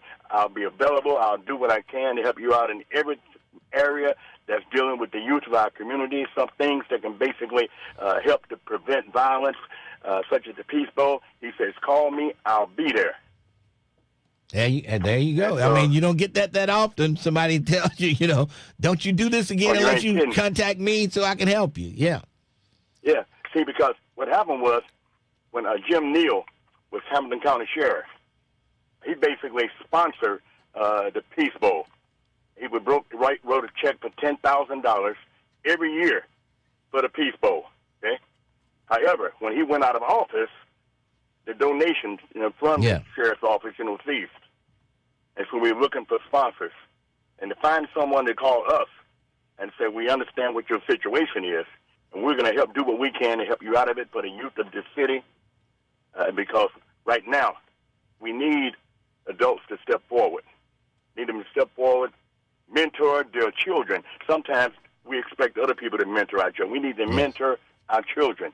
Yes. And then have our children in organizations and that basically will basically enhance their education, that we enhance their knowledge of what's going on in the communities and make them viable members of the communities. All right. And so, Reverend, you're starting to preach on me, but I hear you. I appreciate your call. We're stressed for time. I got to run, but I appreciate you, and I'm sure you have some things to say about Reverend Mingo. Yeah, there's a handful of people that, the impact, it's unmeasurable what they've done in the community. And Pastor Mingo is definitely one of them. I mean, there's so many stories about how he stepped in and taking care of folks that you don't hear about, including myself. He's been incredible. So we appreciate Pastor Mingo and the work he's doing in the community, especially around youth football. All right, let's take a quick break. We'll come back with more 1230, The Buzz. Every weekday, 12:30 The Buzz has you covered. Let's go!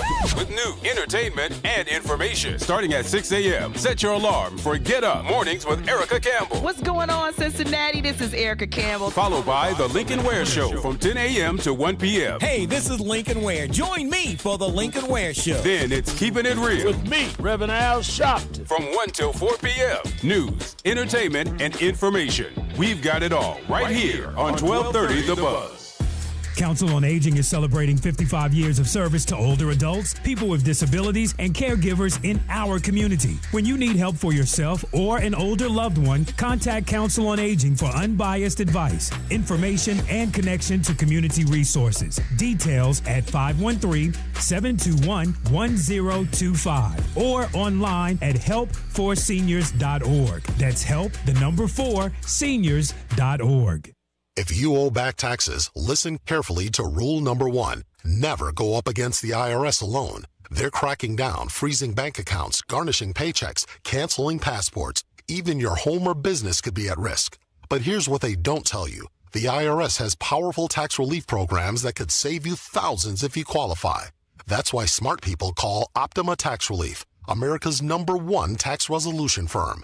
Nobody knows these programs like the experts at Optima. Their team of tax attorneys and licensed professionals have resolved over $2 billion in tax debt for people just like you. The IRS is not stopping, so don't wait. And don't take them on alone. For tax help you need, for tax help you can trust, call Optima today for a free consultation. Call 800-811-7033, 800-811-7033, 800-811-7033. Optima Tax Relief. Some restrictions apply. For complete details, please visit OptimaTaxRelief.com. For 70 years, the Humane Society of the United States has worked to end animal cruelty. Now, we're continuing that mission as Humane World for Animals, because we work around the globe to care for animals who are suffering today. And we tackle the root causes of cruelty for a kinder tomorrow. We are Humane World for Animals, and together, we can make a difference. Help make change for animals. Visit humaneworld.org. The thought of my sons growing up without me inspired me to quit smoking. I talked to my doctors, and then I threw away all my cigarettes, ashtrays, and lighters. I started exercising instead of smoking. Staying away from alcohol when I was first quitting was key. I kept on trying, learned something each time. Do whatever it takes. No matter how many times it takes. We did it, so can you. For free help, call 1-800-QUIT-NOW. A message from the U.S. Department of Health and Human Services and CDC. All right, son. Time to put out this campfire. Dad, we learned about this in school. Oh, did you now? Okay. What's first? Smokey Bear said to. First drown it with a bucket of water, then stir it with a shovel. Wow. You sound just like him. Then he said. If it's still warm, then do it again. Where can I learn all this? It's all on SmokeyBear.com with other wildfire prevention tips, because only you can prevent wildfires. Brought to you by the USDA Forest Service, your state forester, and the Ad Council. 1230 The Buzz, WDBZ, a Radio 1 station.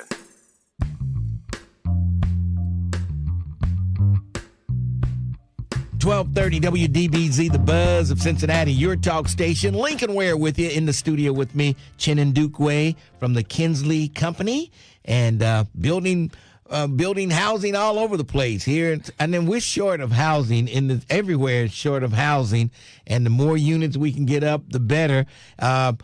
Columbus, you built. What are you working on in Columbus? Yeah, so in the city of Columbus, we actually applied for a 9% low-income housing tax credit award. And similar to what Victory Vistas was funded. That's how these projects get funded. And we were selected. And, it's a big for our company. We're continuing to expand in the affordable housing space, not just in Cincinnati, but Columbus. But the reason that project is so special to me personally, it's at 917 East Main Street.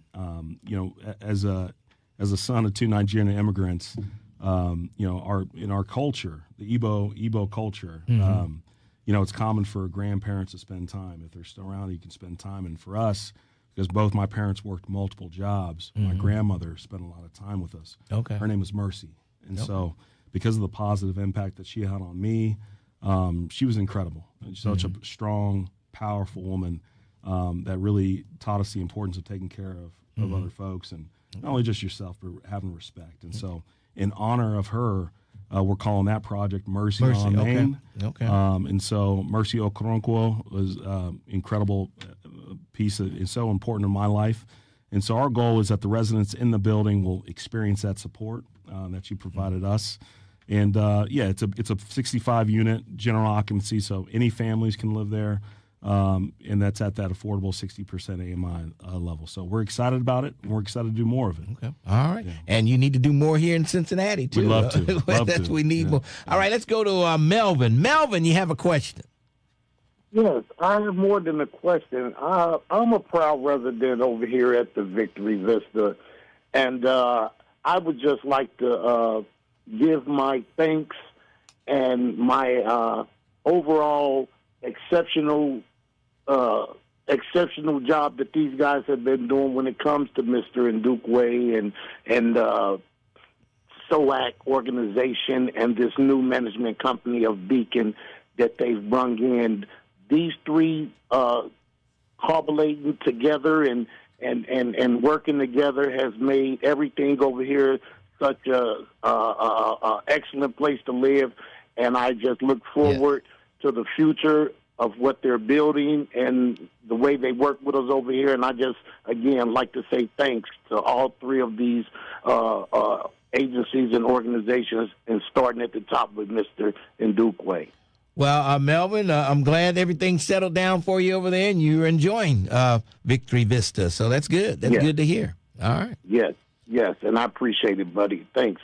All right, thanks for your call. Thanks, and I know you like to hear calls like that. Yeah, people straighten out over there because it was in turmoil for a minute, So he seems like he's happy. Yeah, no, it sounds like, and I think Melvin was one of the few tenants that were impacted by those rate increases. And again, we were able to get vouchers for those individuals. None of them were even issued an eviction notice. So we're proud of that solution. We're proud of what we're doing. And then to his point, Beacon Property Management, these guys are incredible. They're professional. We're working on them. They're going to be the property management company on Kinsey Laws, which is great. They're also going to be a partner in that. And then they also received a 9% award at 2828 May Street, which is a property that we own that is under contract to sell to that organization. Okay. So a lot of good stuff that is heading in the right direction. And you're the only black man in the Cincinnati area that owns a hotel. Yeah, no, we in our portfolio we own the Fairfield Inn and Suites at U Square. It's right there if you're familiar with University of Cincinnati's campus. And then we got the Comfort Suites at 2347 Reading Road.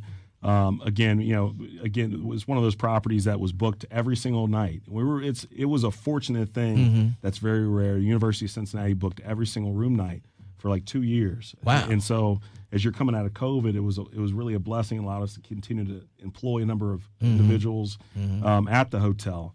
And since opening it up, it's been so busy. I mean, that's where we just came from. Okay. We own it, we operate it, and we're excited about the employment that we do at that property. So, it's very positive. Okay, you said there's one on the UC campus. Yeah. Which one is that one? It's a Fairfield Inn and Suites. Okay. And then the one on Reading Road is a Comfort. Yes, sir. Okay. Yeah. And so you got both of those. We got two hotels. We manage the one on Reading Road. Okay. It also has a good space. I'd love for you guys to do an event there. We got to do a Lincoln Ware something there at some point in time. We'll do something. Yeah, definitely.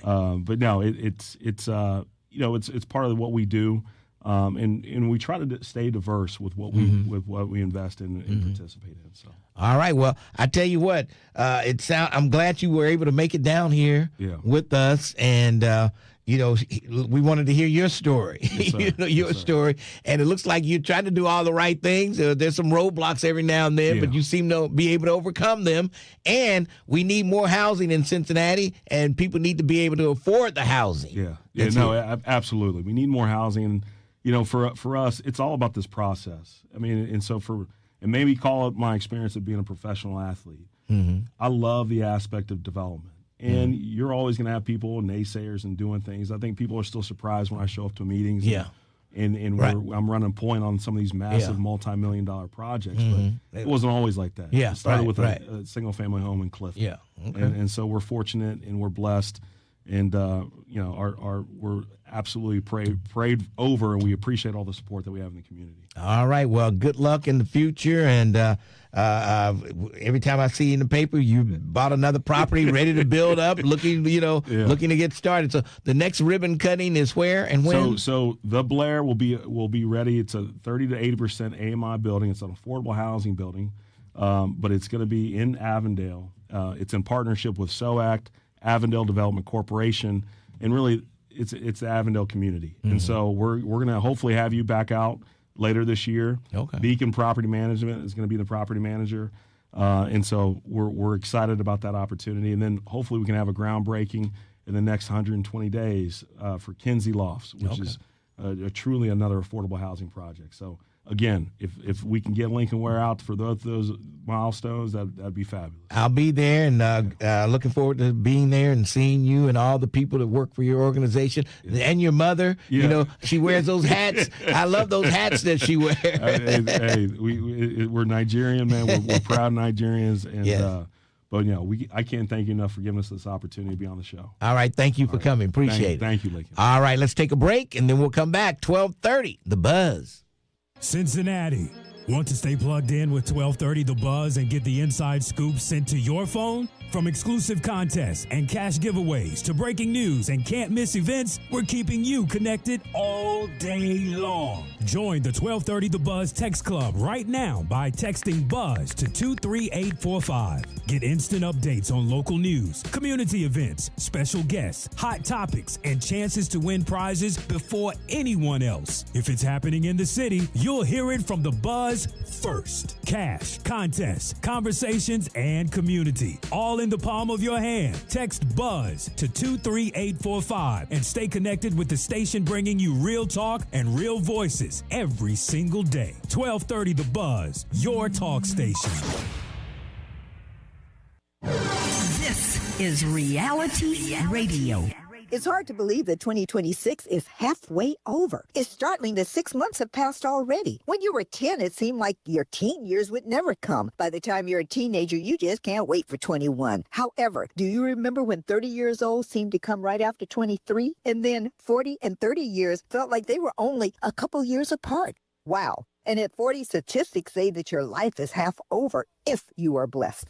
At 50, some of us start having pains in parts of our bodies that we didn't even know we had. Then here comes 60, and everybody is saying yes, ma'am, or no, sir to you. By your 70s, you become acutely aware that life is way too short, that time moves way too fast, and there definitely are no replays and no rewinds. So relish every second of every minute of every hour you are blessed to have, because time cannot be repeated. This is Reality Radio with Kathy Hughes. What's your reality? What's your reality? What's your reality? Cincinnati Public Schools is here for kids. CPS turns big dreams into bright futures. Set your student up for success by enrolling in a CPS kindergarten for the 2026-27 school year. Learn more about the diverse options for your family at cps-k12.org. Give your child a gold medal start. Enroll in one of CPS's high-quality, gold medal-rated preschools. Choose from one of our half or full-day options at 39 convenient locations across Cincinnati. Learn more at cps-k12.org/preschool. CPS offers more opportunity, more programs, more stability, more support. CPS students have access to college and career pathways that provide real-world experiences, college credit, and industry credentials so they graduate prepared for what's next. Plus, CPS students benefit from strong community partnerships, competitive athletics, and arts. Enroll today for the 2026-27 school year. Go to cps-k12.org/enroll to get started. Cincinnati Public Schools. We are here for kids. Cincinnati, get ready to laugh. And the best part, it won't cost you a thing. LifeBridge Mentorship, in partnership with Primary Care Solutions, presents Comedy Night, a free night of nonstop laughs, featuring comedy superstar Marcus D. Wiley, comedian Deborah Ruff, and comedian Stefan. Marcus D. Wiley is bringing his A game to Cincinnati, and you do not want to miss it. The fun goes down Thursday, June 25th at Word of Deliverance Ministries for the World, located at 693 Fresno Road in Forest Park, Ohio. Doors open at 6:30 p.m., and the show runs from 7 to 9 p.m. This is a free event. No tickets, no cost, just a great night out with great comedy and great people. Bring the family, bring your friends, and come ready to laugh. Thursday, June 25th. Doors open at 6:30. Comedy Night presented by LifeBridge Mentorship. For more information, visit lifebridgementorship.org or call Troy Lindsay, 614-657-2390. Free entry, free laughs, one unforgettable night. Let's be honest. The opportunities that change businesses usually happen when you're in the room. The right buyer, the right lender, the right contract, the right connection. And if you're not there, someone else will be. The Contacts to Contracts Conference returns June 25th from 8:30 till 3:30 at Word of Deliverance Ministries, located at 693 Fresno Road. And the best part? It's free. This year's conference is focused on helping business owners understand the financial side of contracting, how to price your work, manage cash flow, protect your profits, and get paid. This event is designed for all industries and all stages of growth. Don't miss Cincinnati's premier business networking and contracting event. Register today at mbaccincy.com or check us out on Eventbrite. The Contacts to Contracts Conference, June 25th, 8:30 a.m. to 3:30 p.m. Word of Deliverance Ministries, 693 Fresno Road in Cincinnati. Contacts to Contracts. Don't wait, don't stall. It's free to attend and open to all. Meet, learn, grow, and make your move. June 25th is where winners improve. You have an opinion. You've got something to say. And that's the reason why we're here today. 12:30 a.m. The Buzz, your talk station.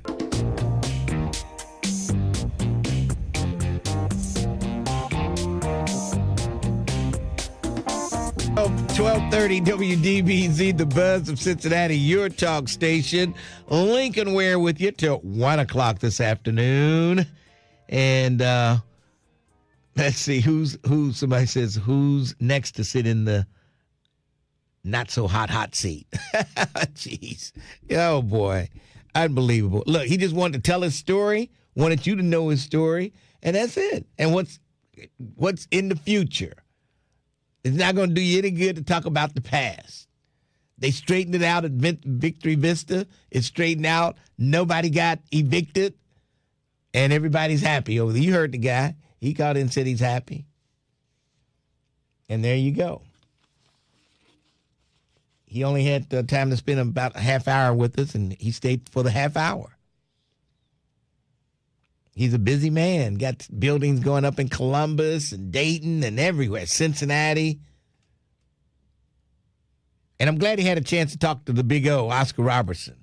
Because, Oscar Robertson, he had to jump through hoops to get anything done with his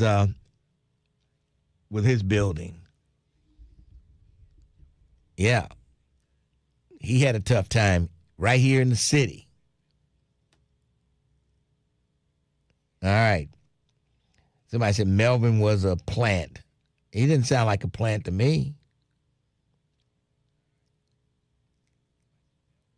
Unbelievable. All right. And I'll be waiting for the Blair. What is it, Blair 2? Right there in Avondale.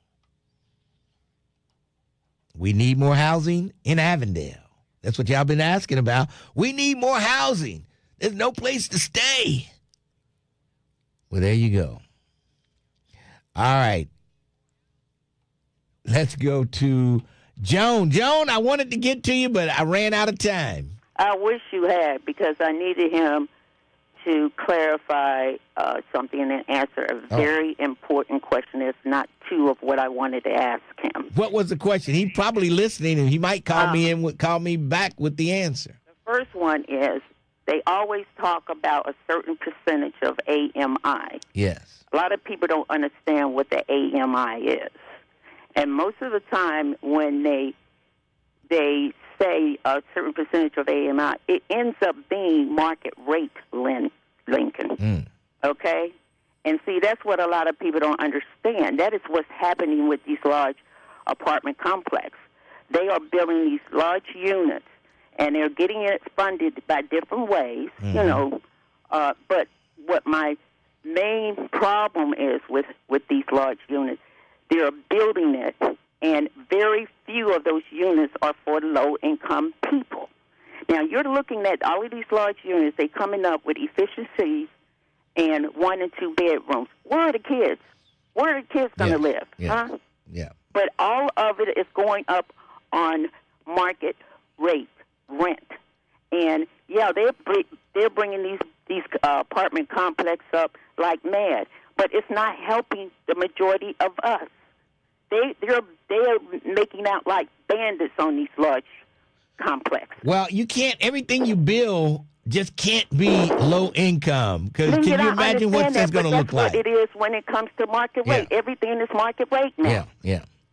When they building these large units, 50, 100, and whatever, it's all market rate. Well, look at it's Victory. Not low income. What about Victory Vista? Is that what is that? Market rate. Only 10% of them. Get him back in here and ask him of those 50 units. Ask him what 40 of them are paying. Yeah. And I bet you it's market rate. Yeah. It's not low income.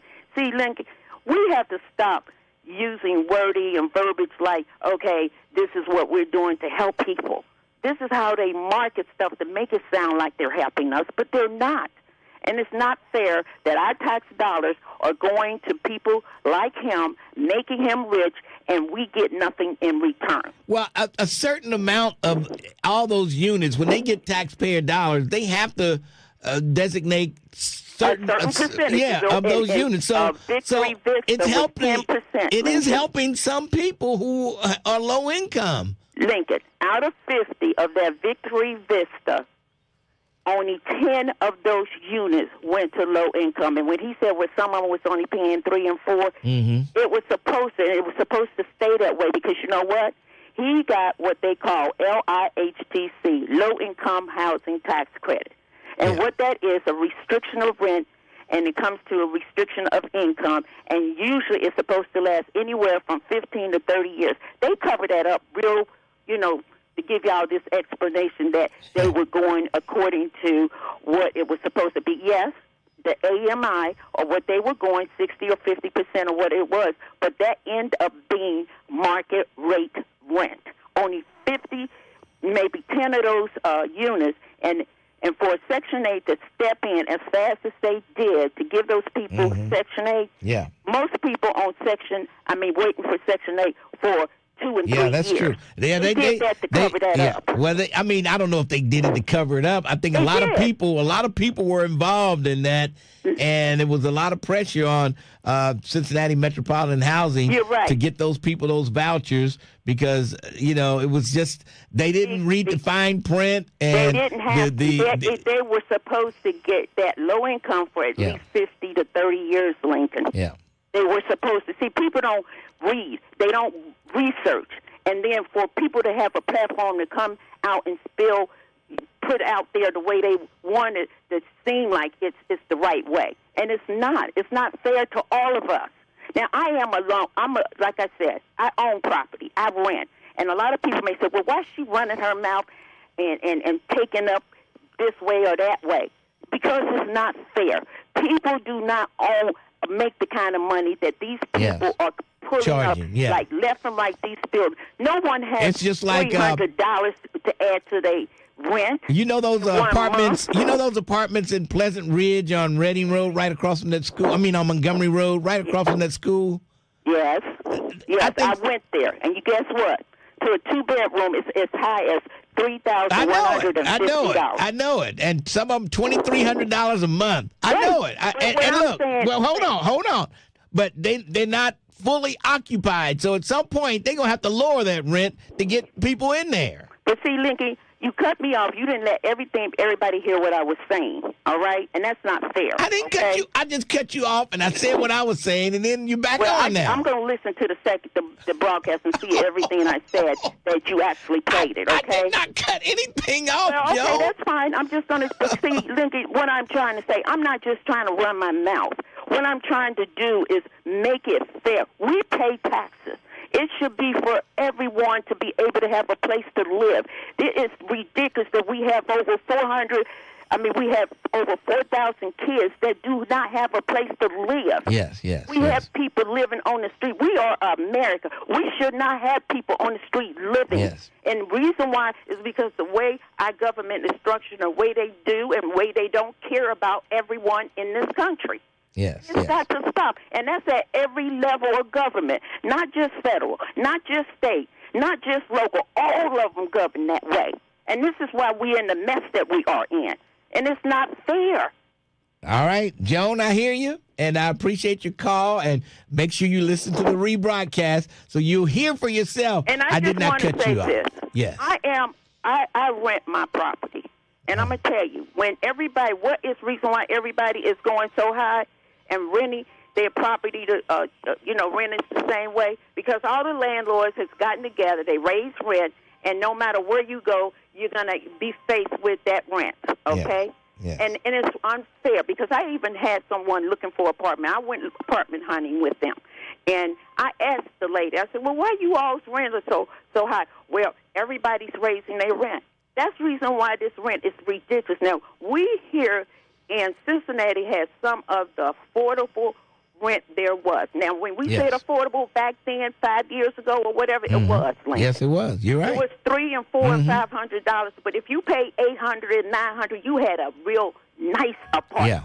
Yeah. Now you pay $800 and $900 for garbage. Do you hear me? I hear it's you. not right. We got to change this. We can't keep giving our dollars to make people richer and richer, and we don't get anything in return. That's the reason why I get so upset that I have to pay my property taxes. Oh, boy. Because it's not doing us any good. Yes. It's not helping the poor. It's only helping the rich, and it's got to stop. All right.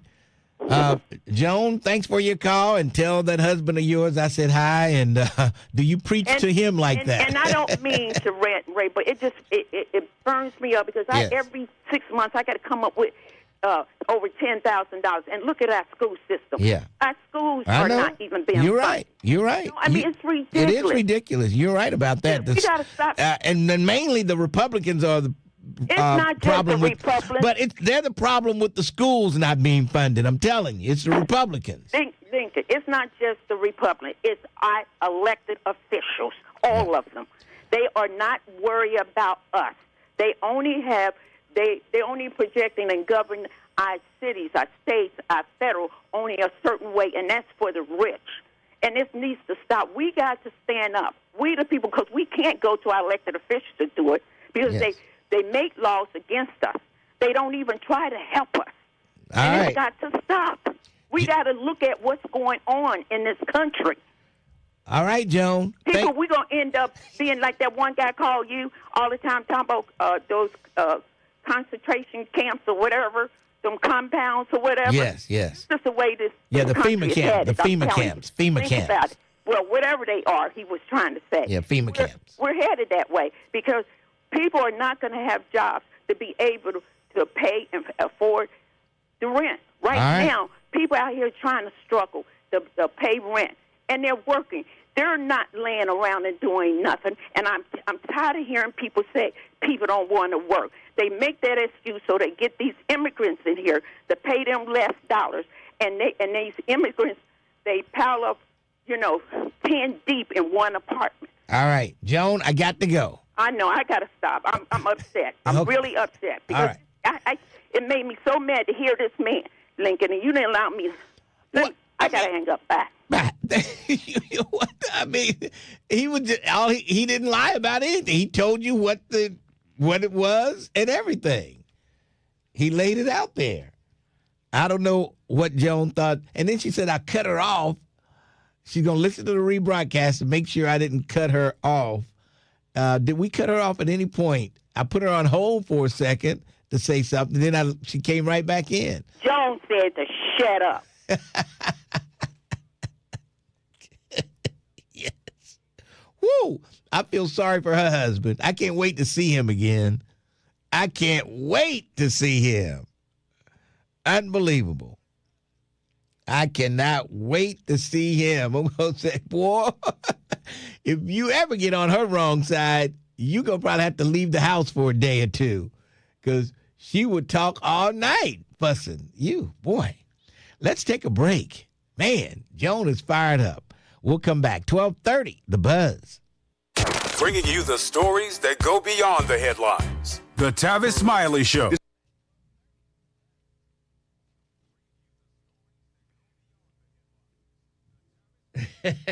Lincoln's going to slip and tell us the husband's name. Oh, boy.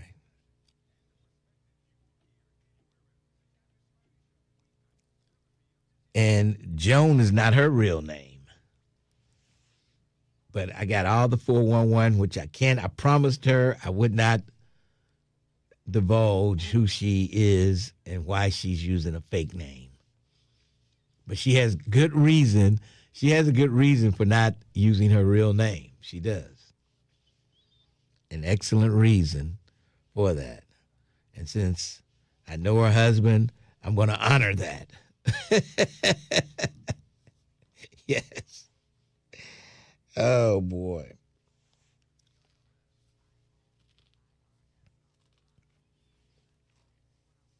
Oh, man.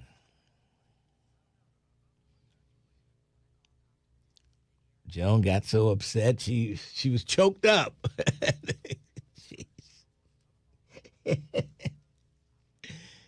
I don't know what she uses for a punching bag, but I feel sorry for it. I don't know. But that apartment, they built some apartments right up on Montgomery Road, right across from that school. What's the name of that school? Pleasant Ridge Elementary, I think. And they want like $2,300 a month, I think, for a one-bedroom. $2,300. Who's going to pay that? And they're not even half full. Yeah, no wonder. Yeah, I know. So eventually they're going to have to lower the rent. Yeah. I mean, nobody's going to pay that for that. For a one-bedroom? And the parking is not that great there. I mean, it's horrible. It would have to be as big as this whole area where we all four studios combined for a living room in order for me to pay that much money. I know. It's crazy. Yeah. It's crazy. But I like the fact that over in Avondale, he's going to have some studio apartments. A single guy, got a job and stuff, and he's single. That would be perfect for a single guy, a studio apartment over there at the Lofts 2. Well, at the studio apartment of prices that he was talking about, I don't know, Mr. Ware. I don't know. What did he say for a studio? $850. Yeah, that's market. That's more than what I pay for my full one-bedroom apartment. So I don't know. Oh boy.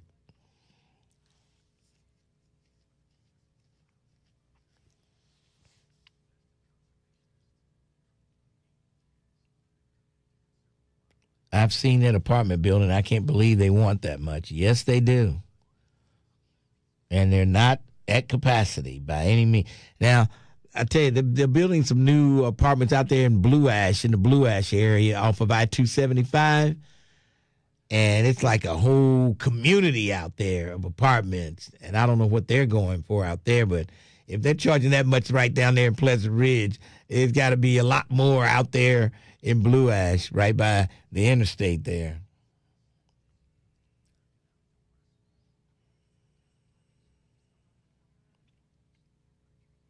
My first studio apartment in 99 was $315 a month with the water and heat included. Okay, Degas, you won't find that anywhere nowadays, will you?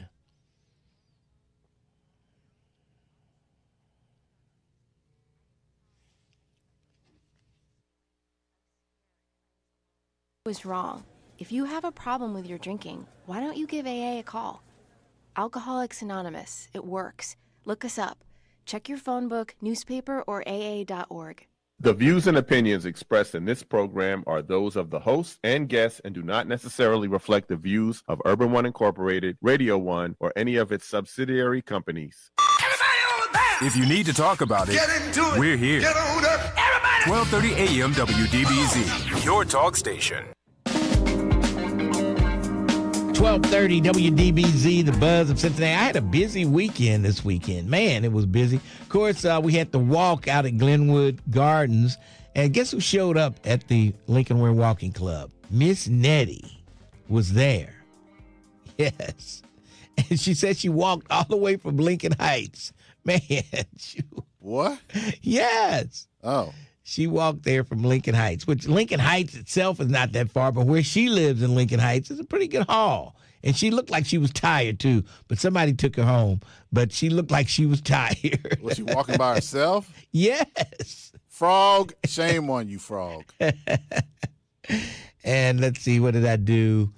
Then I went down to the New Jerusalem Baptist Church event down at City Link, and that was good. A lot of people there. They had all type of vendors inside, and they had the food, free food. I got me one of those good old hamburgers there, and that was good. And they had Kona ice for the kids, and what else did they have? It was Corona great. ice? Yeah, Corona. Yeah, the guy, the priest thought I said Corona. He said, no, we don't have that for the kids. Right. So I went there, had a great time. So, and I missed Damon Lynch's fish fry on Friday. I missed that on Friday, and they say, boy, people were in there like you wouldn't believe, and they never did run out of fish. People were taking fish home to go plates. They were, yeah. So I hate to miss that, but that's great every year. I'm going to make sure I try to make it next year for the big fish fry. And then what did I? Sunday, Liz Ty had her fundraiser out at the place called the Factory out there in Northside. Saw a lot of people out there. Jan Michelle was out there. I saw Dwight Tillery. Tierra Powell was there. Let's see. Judge Nadine Allen was there. I did see Judge Tracy Hunter on Saturday at New Jerusalem event. Judge Tracy Hunter was there. Saw her out there. Man, it was a busy weekend for me. It's always something. And then, we did the Sunday Soul Classics. Yes. And we always have fun doing that show. Yes. All right. Let's go to Sister Kelly with the church announcements for City Hall. How you doing, Sister Kelly? Hi, Mr. Lincoln. How you doing? I'm doing great. What's going on? Yes, I got 3 announcements today from the office of Vice Mayor Kearney. Mm-hmm. And so let's get started. First of all, I want you to know that we've been getting calls about the Save-A-Lot and Roseline. And we know that the residents are worried that it'll close. Oh. Yeah, because the owner is retiring. Oh, man. But we want everybody to know that Vice Mayor Kearney has been working for the past several months along with the corporate office. She's been working with Closing the Health Gap and the city administration to make sure that the transition plan would be smooth. Mm-hmm. So we don't want anybody out in the Roseline, Bond Hill area or the city of Cincinnati to be worried about Save-A-Lot closing. We are very, very sure that Save-A-Lot will remain in Roseline. Okay, so is he going to sell it to somebody, or what's going to happen? That's what's going on. They're working on transitioning it over, but while they transition everything over, it's still going to be there to service the people of Cincinnati, and especially, we understand that those residents there's a lot of senior, disabled residents, and they need that store. Yes. We're keeping that store, so don't be worried. All right, that's good to hear. Okay, that's number 1. Number 2, we want you all to come out on Wednesday, June 17th, and you can come out. The formal program is going to start at 12, Mr. Lincoln, but we want people, come on and come down here in the steps of City Hall at 11 a.m., We're going to have music. We're going to have food, line dancing, and more. Hey, it's the Juneteenth celebration. Yes. Our keynote speaker this year is going to be Reverend Damon Lynch Jr., which would be Daddy Lynch. And we're also going to have, the queen of Juneteenth, Miss Lydia Morgan, along with the flag raising. Listen, Cincinnati, if you've never been to the Juneteenth flag raising, if you've never seen the presentation to the Buffalo Soldier, It's something you need to experience at least once. And you know what? Make that once this Wednesday at starting at 11 right here at City Hall. Last but not least, Mr. Lincoln, I just want to throw this out there. Now, on Cincy, on Saturday, June 27th, they're going to be holding a workshop at the Cintas Center from 8 a.m. to 4 p.m. Breakfast and lunch is free and included, and child care is free. Come on out, and talk to vendors about home ownership, about investing, and about how to build that generational wealth for you and your family. The Office of Vice Mayor Kearney is working hard to uplift our community and keep us going. All right. We love the Vice Mayor. I saw her yesterday along with Eric Kearney, and she's always out there and about. And, she's doing a great job as Vice Mayor of the city of Cincinnati, and I'm glad she's saving that Save-A-Lot. Yes. And last but not least, Mr. Lincoln, congratulations to you and WCIN. I didn't get down to you in time last week at the Alicia Reese. Yes. Black Music Walk of Fame induction, but I remember WCIN as a young lady, and I remember all the jams you played, and I saw Edna Howe, and it just was a full circle moment for me. A lot of people were there. Yes, definitely. All right. Well, Sister Kelly, thanks for those city announcements from the city of Cincinnati and the office of JMLK, Jan Michelle Lemon Kearney. Yes, have a great week, and I'll see you all soon. All right, that's Sister Kelly right there. She's head of the church announcement board at the Lincoln Ware Church of the Buzz. Yes. All right. They talked about the state of the black church on Saturday. And they had a pretty good panel up there, and they were covering all the issues concerning the black church. Yes. All right. Let's take a break, and then we'll come back. Following the news, we'll get to Meridian Knight James. We'll get to Sly, Elijah, and Curtis Wells. 12:30, The Buzz. 12:30 a.m. WDBZ, Cincinnati, an Urban One station. Listen online on thebuzzcincy.com. We are 1230 The Buzz, the home of the Lincoln Ware Show. Hamilton Township Police are reporting the recovery of a man's body from the Little Miami River. The body was pulled from the water Sunday after having been spotted at a location near Grandin Road. The victim is described as a 73-year-old man, and police say that foul play is not expected. One person is dead after a Saturday night shooting in Cincinnati. Police responding to a shots fired report on Nottingham Road found a man wounded at the scene. That man, later identified as 25-year-old Mikhail Smith, died before he could be taken to the hospital for care. Cincinnati's Millvale neighborhood was the scene of a drive-by shooting Sunday. Police say a man on Beekman Street was hit by gunfire yesterday afternoon and was left with life-threatening injuries. Anyone with additional information on the shooting is asked to contact police. Authorities are investigating after human remains were found at the scene of a northern Kentucky house fire. Flames ignited just before 1:30 a.m. yesterday. Firefighters found the remains after the blaze had been put out. And the Reds dropped 2 of 3 to the Diamondbacks over the weekend at Great American Ballpark. The Reds open a series at home tonight against the Mets. I'm Heather Pasco on 1230 The Buzz. Wake up every weekday morning with Get Up Mornings with me, Erica Campbell, from 6 a.m. to 10 a.m. on 1230 The Buzz.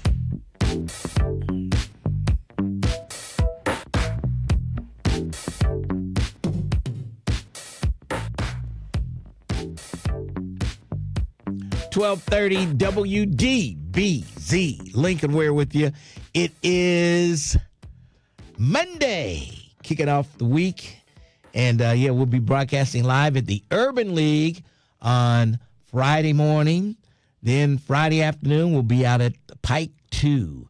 And we'll have a mini Buzz extravaganza. I want to see you folks on YouTube to show up. I want to see Twin and Jerica and let's see who else on there. All the other characters. Maybe Janice will show up. I don't know. I don't know if we could get Janice out. She might show up. Let's see. Paul Harvey, I don't think he can come out of Dayton. I think he's got a court-ordered ankle bracelet on. He can't leave Dayton. No, just joking, Paul Harvey. But anyway, DeGoss, he might show up. Leslie Langdrum, she might show up. Vernon Jordan, if they let him out of the truck, or Vernon Brooks out of the truck, he may show up.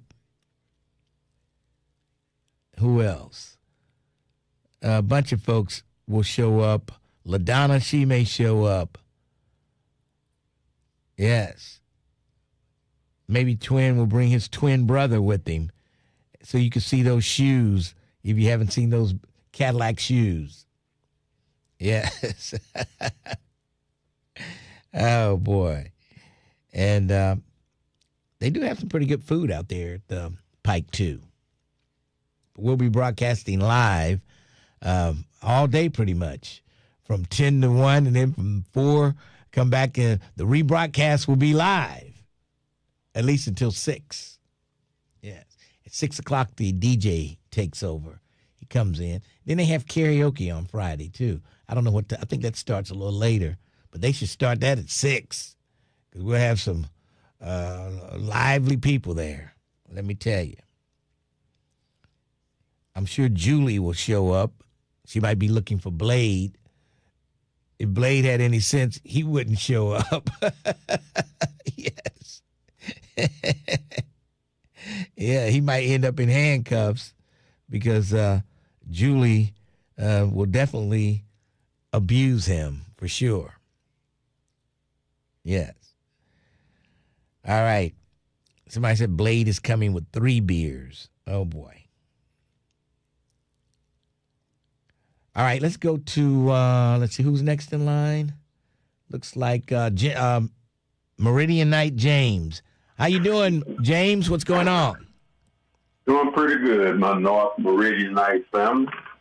Hey, Lincoln, a couple of quick things. Yes. I hate the speaker that you're on. Okay, let me cut it down a little bit. Is that any better? No, you just got to take your phone off of speaker. Cutting it Well, down. that's actually with the earbuds. Okay, you got the earbud. Okay. Yeah, something's going on with them. It sounds not good, but, you know. Can you hear me, Mr. Lincoln? That sounds 100% better. Go ahead. All right, sorry about that, but I slept through. I've been on here about an hour. I know you have. Until I felt that heat. Till I felt that heat coming from Joan. That woke me up then, boy. She bring the heat. Hey, we need to get behind that lady and sort out some of this stuff. Oh, boy. A lot of misunderstanding there. Okay, a couple of things. I talked to Vernon at the walking club Saturday. Uh-huh. And I was picking at him about Afrocentric and Eurocentric. Mm-hmm. And he's saying, hey, we don't need to learn nothing about the 1800 from Africa. And he said, we need to do Eurocentric to get a job now. Right. Well, that's true. I mean, yeah, you're right. But the truth is actually in the middle of Lincoln.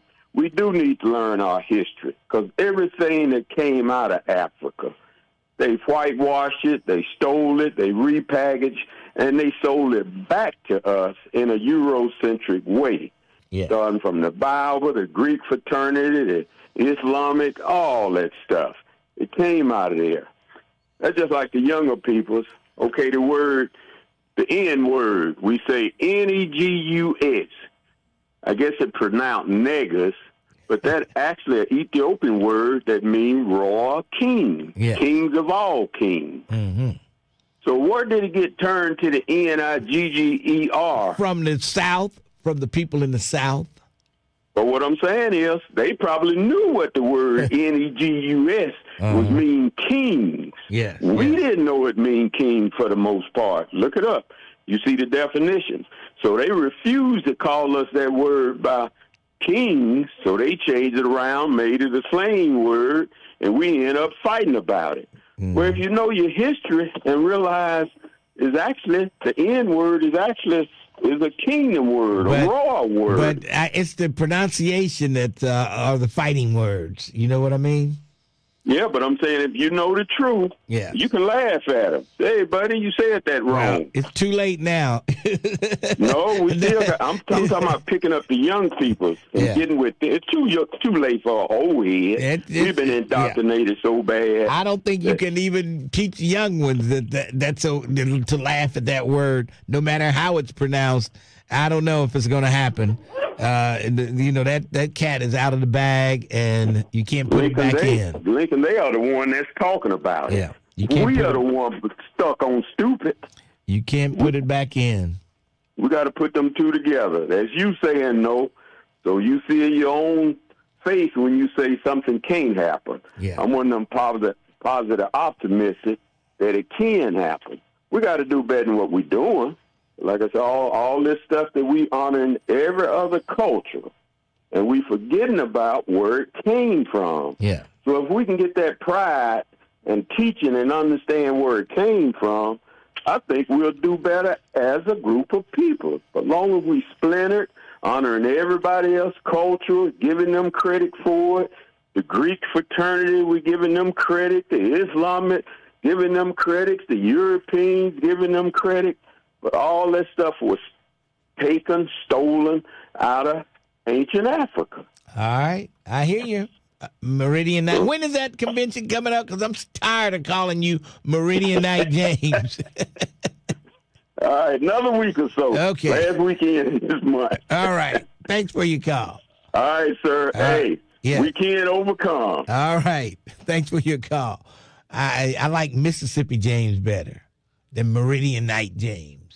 Unbelievable. All right. Looks like Elijah is up next. Elijah. Oh, Lincoln, good afternoon. How you doing? Very good. It was good here in Mississippi James. And unlike a conversation that I had with a lifelong friend, and we debate because she's very intelligent, going years back.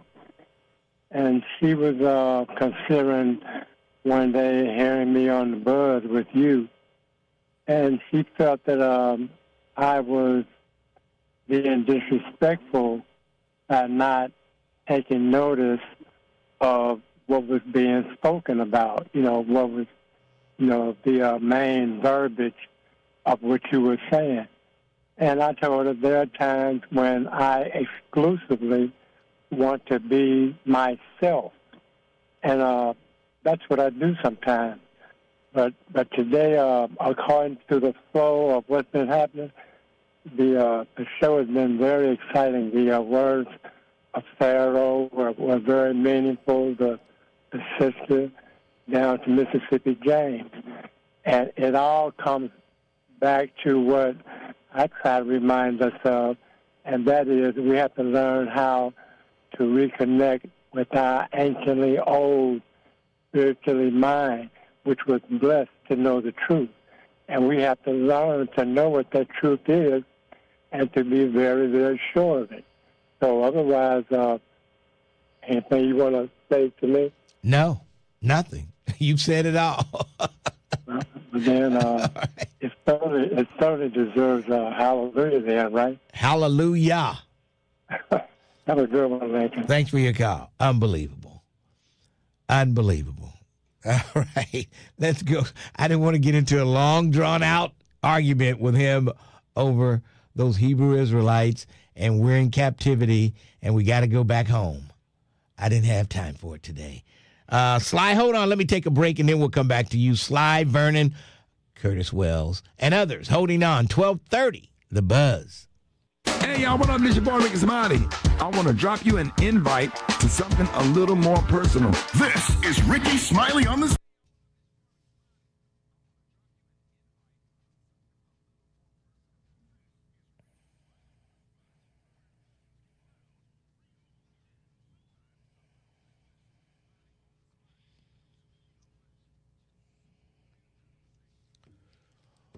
Woo!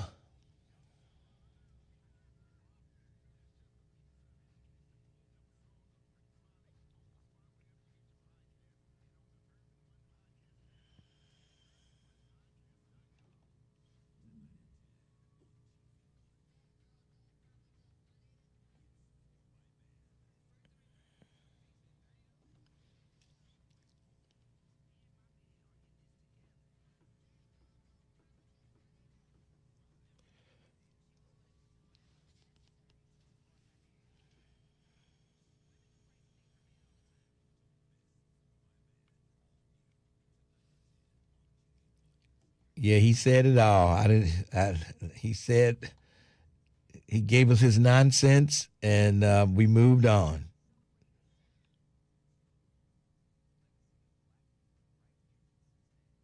Miss Nettie called in. She said she walked to the park because Frog doesn't have a car. I know. All that grass they're cutting, they should be able to buy a car by now. Oh, boy. All that free grass she's cutting. If she had to charge people $50 a piece, she'd have enough to buy a little hoopty somewhere. Stop giving Frog that bottom lip. Oh, boy.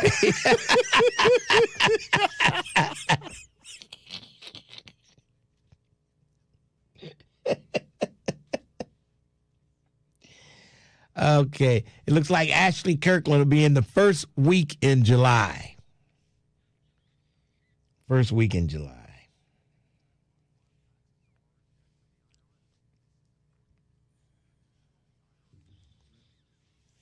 Where's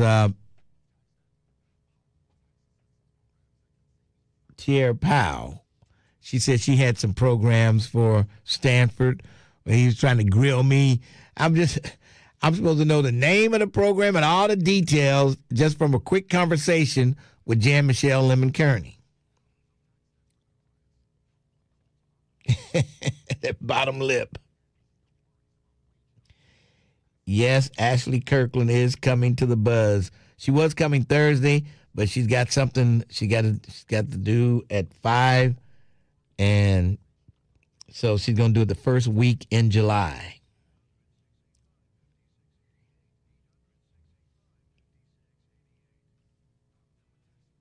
Yes, the lovely Ashley Kirkland.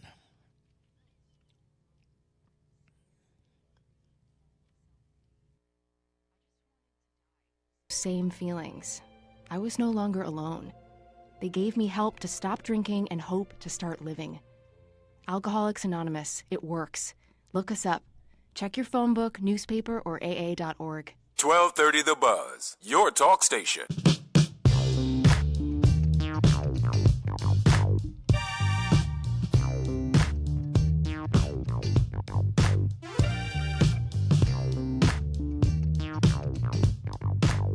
.1230 WDBZ. The real Terrence Howard on the ones and twos. It is nowhere near that good, Mr. Ware. Bobbing your head. Well, I'm just imagining that it's that good. Okay. You know what I mean? All right. I got to just will it to be good.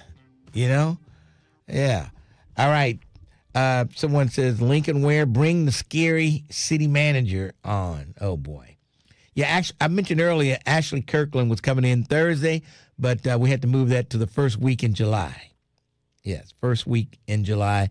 I don't know the day yet, but we'll get a day for you for the lovely Ashley Kirkland. Yes. All right, I think she's the lone black female on Channel 5 now. Yeah. So we'll get her in here, and then we'll move to Fox 19, and then we'll move to 9. Yes. I have no idea who's over at 9, but I'll find out. All right. Someone says, Terrence Howard, you've got 2 weeks to get together before she comes on. Yeah. So there you go. Someone says, why would someone let an elderly lady cut their grass for free?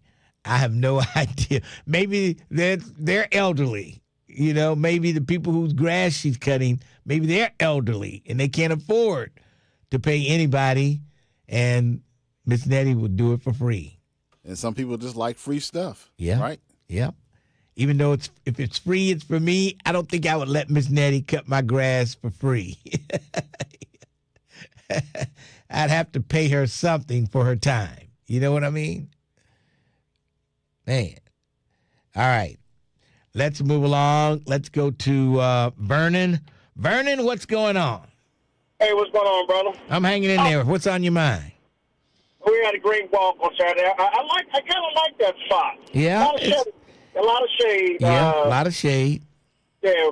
I don't know how we wound up walking all the way down to where the engineers building was at on that rocky road. I don't know how y'all got that. We just made the circle. We just you went the wrong way when you got to the fork in the road, I guess. We kept going straight. There was a couple other people down there coming back, but she ran cross country. She was cool with it, but we need to turn that back around and get on back up there. But it was a good walk. I'm glad everybody did. Looked like it was a nice crowd that came out, to a different spot. Yeah, it was. Mm-hmm.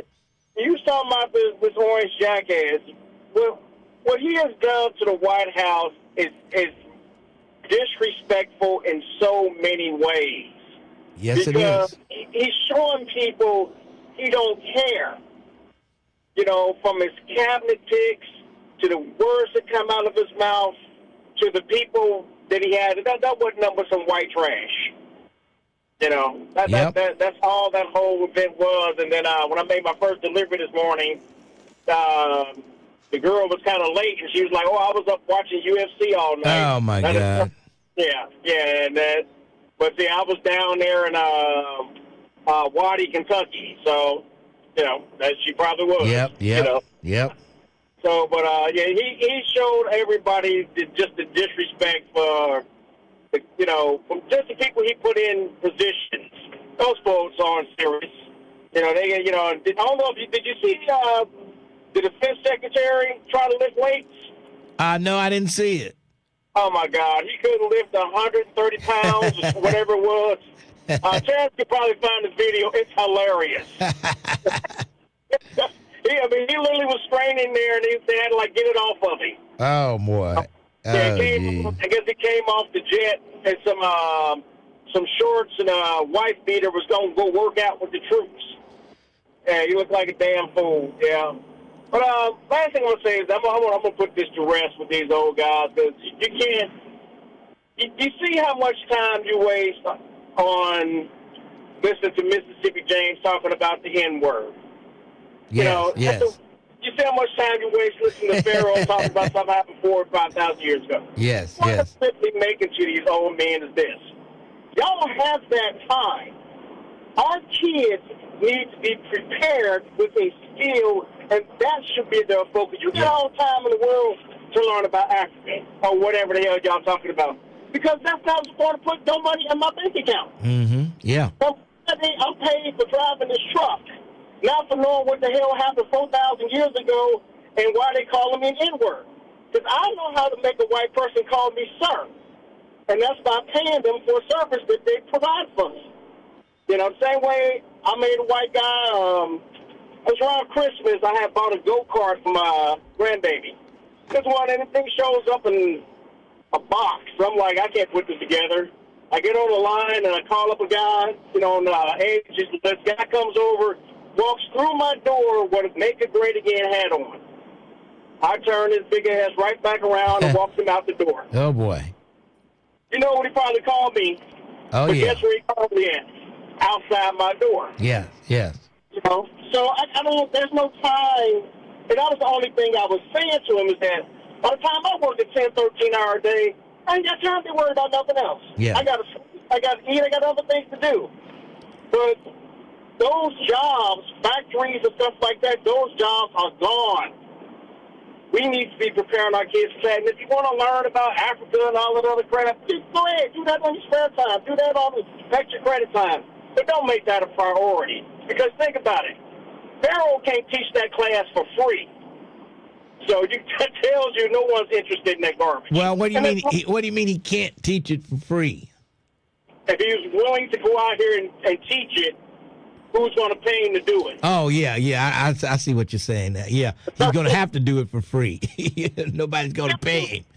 Nobody will pay you to hear that crap. Well, they pay professors in colleges to teach African history and stuff. But do you think Pharaoh was thinking about that when he was DJing back in the day? No. Or was he thinking about who he can get up on at night? I don't know what Sweet Mike was thinking when he was DJing. Yeah, see, as they get older, then they want to put all this weird wisdom about, bro, I'm good. I'm going to focus on what I'm doing right now because this is my skill. This is what I'm paid to do. Do what you're paid to do, That's all I'm saying. I wasn't trying to be disrespectful. I guess I'm I'm money-centric. There you I'm go. like, cinch out money-centric. So, that's all I got, brother. All right. We'll talk to you. Take it easy. All right. All right. There you go. That's unbelievable. Yeah. He's making that money. Driving that truck. All right. 513-749-1230. Lincoln Ware with you.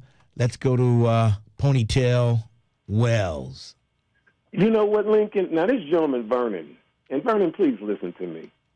You just got on Mississippi James and Pharaoh about, what are they protecting?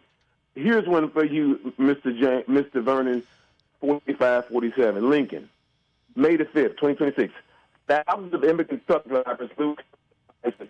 What? You're breaking up. Say that again. You were breaking up. Say that again. Okay. May 5th, 2026. Thousands of illegal alien truckers lose commercial licenses. Yeah. And here's the standard, Mr. Vernon. Under federal regulations, individuals in the U.S. without legal status are not eligible for a commercial driver's license. The Department of Transportation and the Federal Motor Carrier Safety Administration have restricted non-domiciled CDLs, limiting them to specific. So most of these accidents, Lincoln, we've had, and Trump says it's not happening. They don't speak English and they're driving, Lincoln. And Vernon won't comment on that. Talk about your profession then, Vernon. Go ahead. What are you trying to blame it on Joe Biden? Are you trying to blame that on Biden? Mr. Ware, if the gentleman he keeps calling an orange jackass is cleaning up to make him safe for his profession and taxpayers, come on, Vernon, y'all need to. He got on Pharaoh, and you let him do it. Why can't he be accountable in his profession what he does and say, wait a minute, he's cleaning up. I got to give thumbs up and stop calling the man an orange jackass. Well, he'll never stop calling him that, but I'm glad they make these truck drivers know how to speak English, before they get in a truck driving on our interstates. They should know English while driving those trucks. And I agree with that. Vernon's not bringing that talking point. The one who's crazy, we hate wheels, go down the dial, you your Trump bootlicker, you carrying this, all kind of crazy stuff. Lincoln, let me respond. Well, that's true too. But go ahead. No, it's not. That's just propaganda. I concur not with Mr. Ndukwe. And I'm not going to get, but I want to deal with something that's coming up with Roseline. As you say, well, what do you do? Lincoln, as we speak, just so people know, Vice Mayor Kearney is over the Economic and Cultural Opportunity Committee that she chairs. She's Vice Mayor. She's over Economic and Cultural Opportunity. Mark Jeffries is over Housing and Growth. Those two overlap. Brings me to Roseline. I don't know why these people you agree with, your cadre of friends, I hung out with so-and-so. Why can't we hear proactive victories for black people and not charity? Okay, what are you talking about? Give me an example of what you're talking about. You brought in Ndukwe into this. This thing with Roseline. Okay. Hold on a second. That more than likely that property's in that TIF district. All conversations about Roseline, given the way we operate, should go through the community council first. I'm looking right now. Okay, what property are you talking about that's in the TIF district? Listen, the Save-A-Lot that the woman called about, more than likely. Well, hold on a second. These conversations do not go directly to the mayor. They say go talk to the people who are in the community, and just so we know for the people, right now Roseline's between 6,200, 7,300 individuals. What's that lady's name that worked with the call into the church announcements, as you say it is? What's that name? Sister Kelly. Sister Kelly. Just so you know for the community, on proportionality, 17 of every 100 people in Hamilton County are seniors, meaning 65 and above. So out of those people in Roseline, about 1,000 are seniors.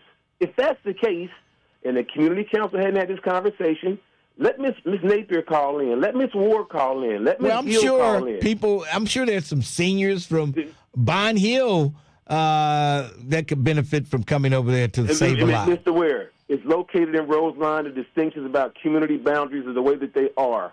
It's in Roseline by jurisdiction. Roseline has the upper hand on the conversation. We know it's in Roseline. We know it is, but that don't mean only people in Roseline can go to the store. Mr. Ware, the conversation starts with them. It does get around. Here's my issue. Okay, apparently they've got someone to take it over, it sounds like to me. So what's your beef? Mr. Ware, remember 20 years ago when this came up, when the store got there? I remember. I did a remote over there when they opened up. Hold on 1 second. So look, Chin Ndukwe, I don't agree with him, all right? The reason why I disagree with Chin is why people are upset at Elon Musk getting his money. Okay, Chin is an operative for corporate America, and Elon's an operative for corporate America. Don't be upset. Well, I mean, of course he's going to try to. He's got a business, and what do businesses do? They try to make money to stay in business.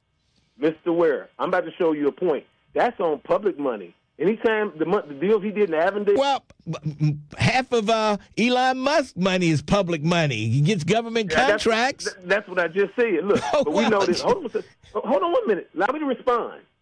We got an opportunity over here in Roseland to do this thing about some wealth building and generational heritage. Am I still on? Yes.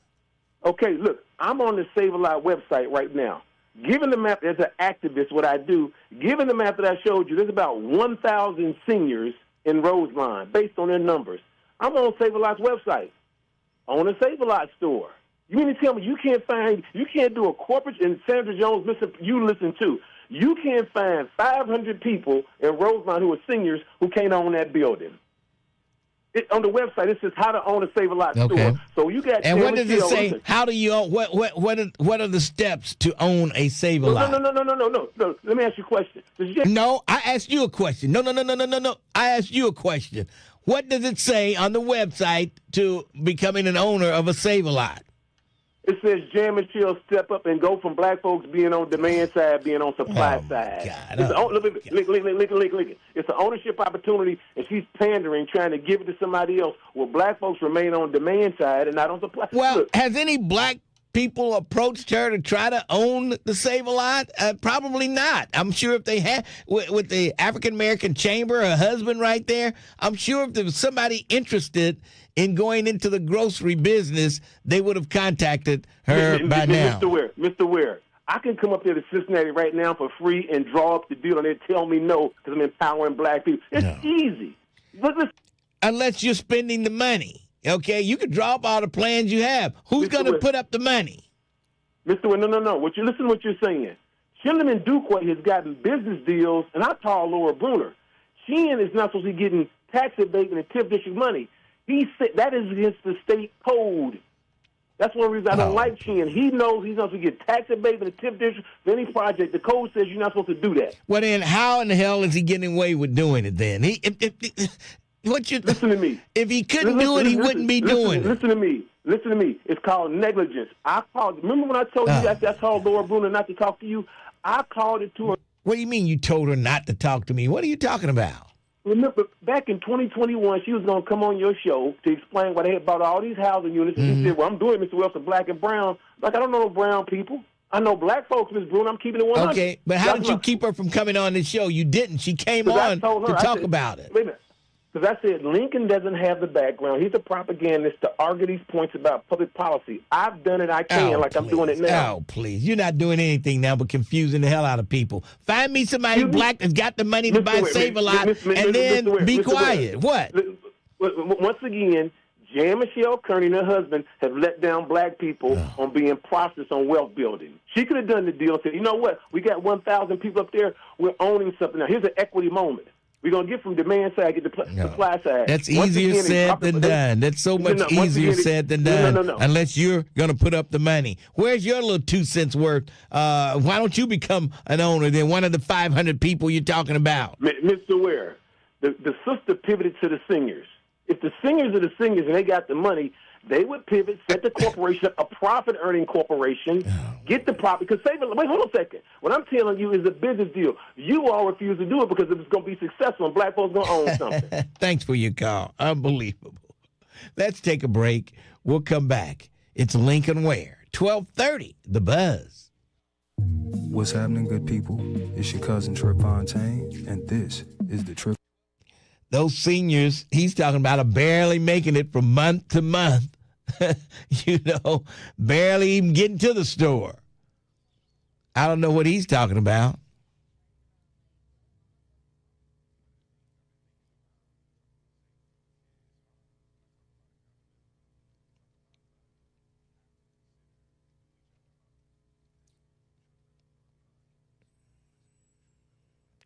You're right about that, Ray Henderson.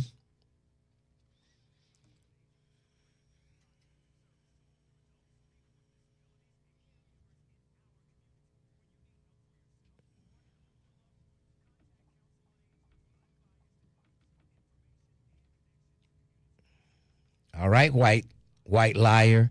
You better tread carefully on here.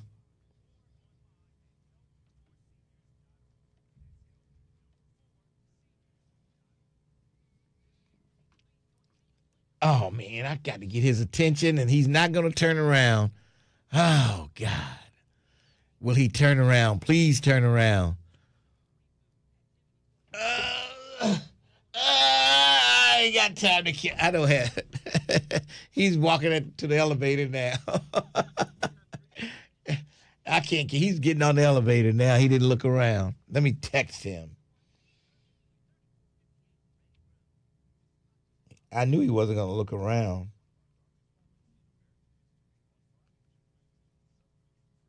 He had his head deep in his phone.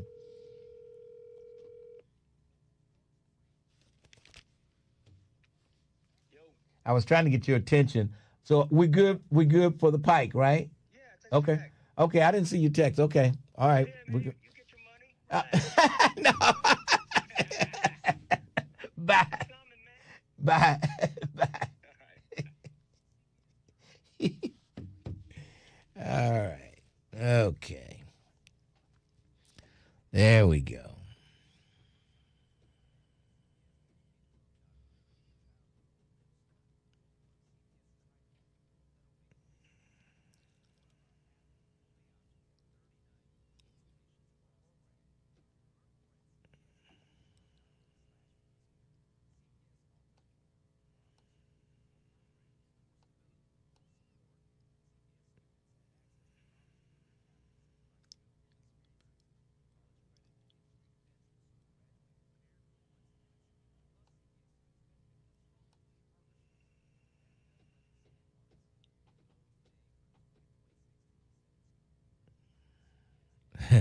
Ponytail Googles about Cincinnati, and then he does.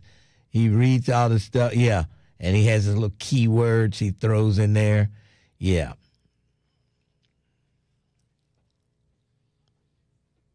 You're right, Janice. Only a dummy would think that Ponytail Wells is great. You're right about that. Twin, White Liar, Tim Heidel. Twin thinks it's great, thinks he's great too.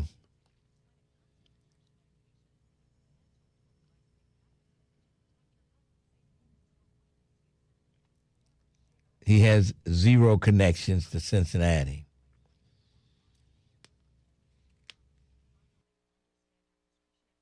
WareRx.org, a public service from the National Association of Boards of Pharmacy Foundation. Take us with you wherever you go. Download the Buzz app for your smartphone today. For details, go to thebuzzsixty.com.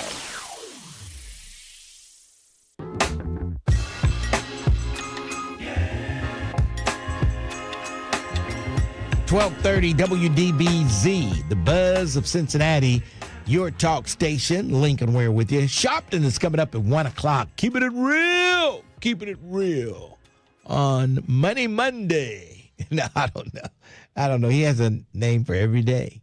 I don't know what today is, but you'll find out at 1 o'clock. I'm telling you. All right, let's go to Sly. Sly, how are you? Hey, what's happening, Lincoln? Not a thing. What's going on?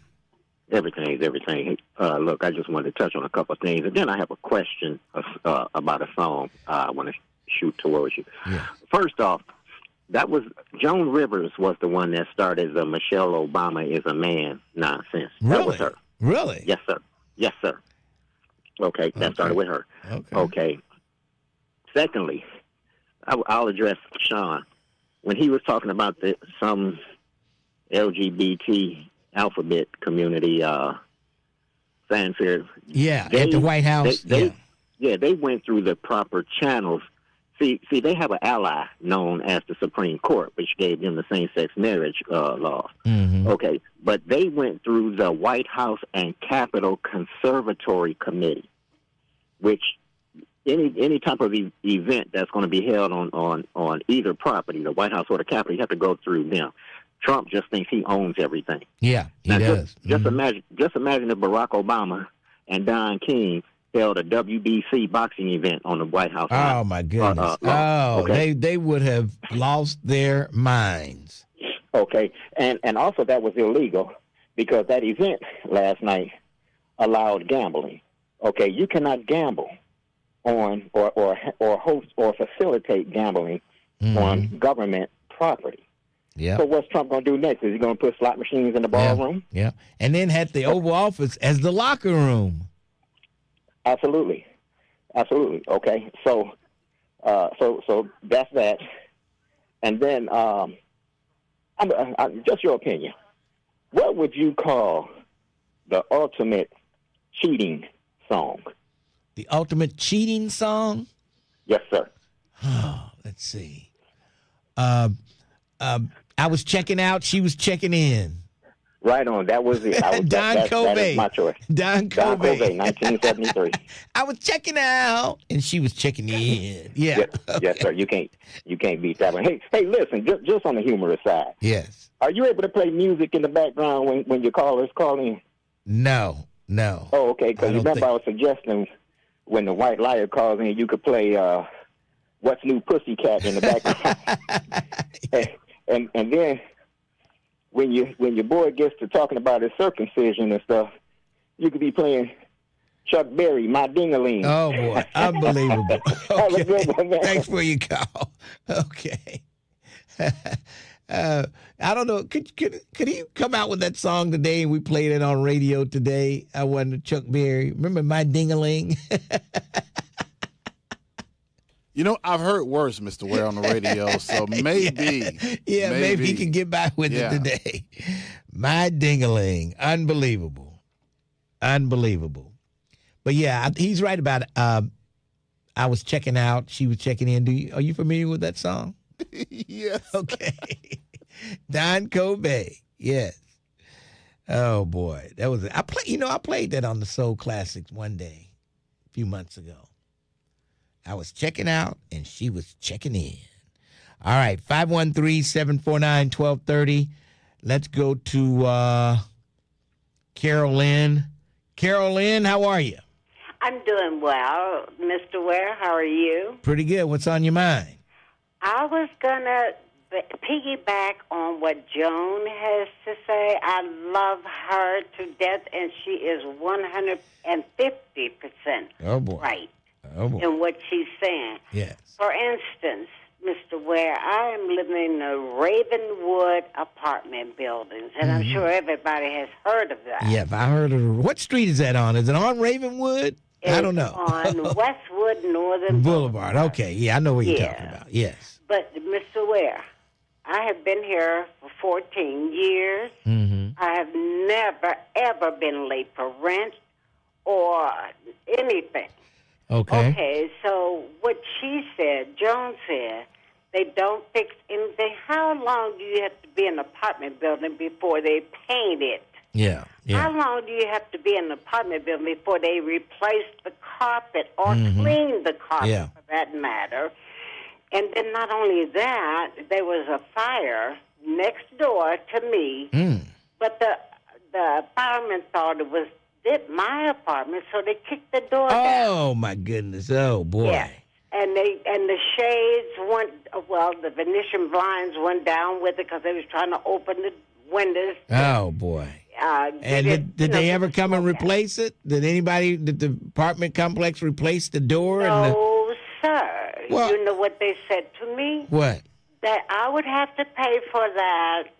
And I said that the fireman did such and such, and they said, yeah, well, you have to pay for it. That's crazy. If I get the carpet replaced, I'll have to pay for it. And it wasn't, the fire wasn't even in your apartment. Exactly. Jeez. It was not. I'm in A13. The apartment that was on fire was A14. Oh, boy.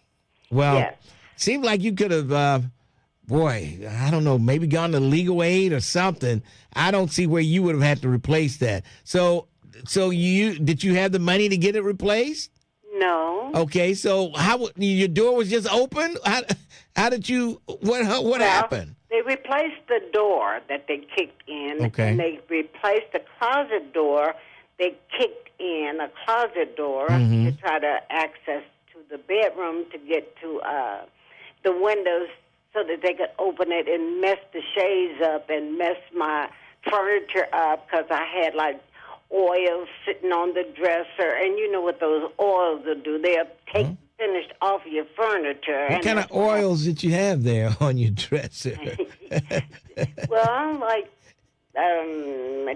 Dolce & Gabbana light blue, stuff like that. Okay. I had a dresser full of that kind of stuff. Okay. And I also had it on the nightstand when I was using it. Okay. So, yeah, that was turned over, messed up my furniture. Yeah, yeah. Well, did they charge you extra rent to pay for the door? No, they did not. Well, you okay then. They put a new door in and you didn't have to pay for it. They put a piece of a door in Oh. where they had a nice painted door up here that they had put down, put up. And then they replaced it with a filthy door. The only thing I do is keep it clean inside. Mm-hmm. I don't even try to go outside of the place. Yes. Now, what I also did, I applied for the apartment over in the Alexandria. Yes. That they just, I went over there and thinking that I was going to get into that apartment. I threw everything away, walkers and stuff like this. Because this place here that I'm at. The Alexandria has to be a lot better than where you are now. Oh, it is. Yes, yes. But guess what? You couldn't get in there because they're full. No, I had my apartment. I had it. Really? And what happened? Okay. She tells me when I come in, well, your apartment would be $1,024 a month. Oh, whoa! And how? Did you hear me? And what were you paying? Something like $4 something? No, $860 where I'm at. Okay. And look like they raise it every year. I don't know. So when they tell you $1,000, you say, "Nah, baby, nah." That's exactly what I said. Yes. But I'm thinking maybe they will repair some of the things where I am located now on Westwood Northern Boulevard. Yes, they should. Somebody needs to pay for it. Somebody needs to pay for that. The city or somebody. I don't know how they do that, but seems like the landlord should have some type of fire insurance that would have taken that up since they thought the fire was in your apartment and they knocked the door down. So I think you need to. I don't know what you need to do. You need to try to go to legal aid or something, or did you go down and talk to the management about replacing it? They said no. I asked them about it, and they gave me a list of the prices of everything that. Oh boy! The Venetian blinds, the carpet. They gave me the. Well, they showed me a list of things that they charging for now. Okay. I don't get it. And what's the name of the company? Ravenwood Apartments. Okay. Everybody knows about that, Mr. Ware. I know where it is. Nothing here. I know where it is, Ravenwood. Okay. Yeah. All right. Maybe Lincoln Ware might have to call over there. You know, my name carries a lot of weight. I know it does. That's why I'm calling you. What apartment do you live in? 813. 813. All right. Yes. I think I'll play that number tonight. 2240 Westwood Northern Boulevard. All righty. All right. Yes. All right. We'll see what we can do, and we'll let you know. Thank you, Mr. Ware. You take care. All right. Thanks for your call. Okay. All right. She seems like such a nice lady, you know, and too bad she couldn't get into the Alexandria. That would have been perfect for her. But the rent was a little steep in there. $1,000. Okay. All right. Let's take a break, and then we'll come back. 12:30, The Buzz. Lincoln Ware is on demand. On demand. That's right. Listen to the Lincoln Ware Show when you want.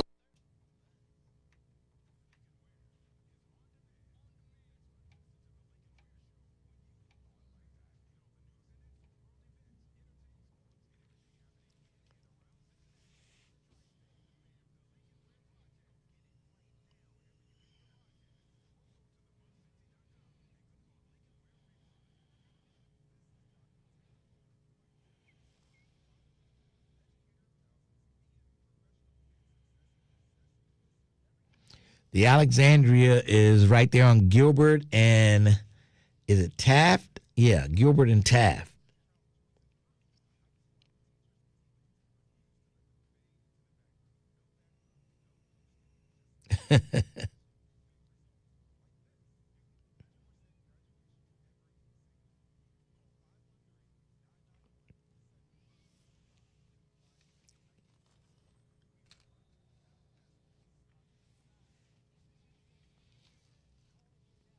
I'm always trying to help. So remember the lady who had like the 2 refrigerators in her house that she got from, was it Home Depot or Lowe's or somewhere? They bought her one refrigerator and it didn't fit, so they moved that one out to the side and brought another one in and left the other one. Jeez. I don't know. I ended up having to go up there to talk to the manager. It was crazy.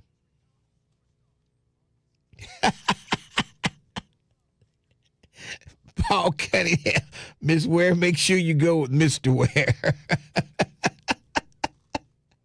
She sounded like somebody that might tie me up in there and not let me out. Well, apparently she's got a lot of oil, you know. Lots That's of oil. what scared me. That's what scared me, those oils. You know.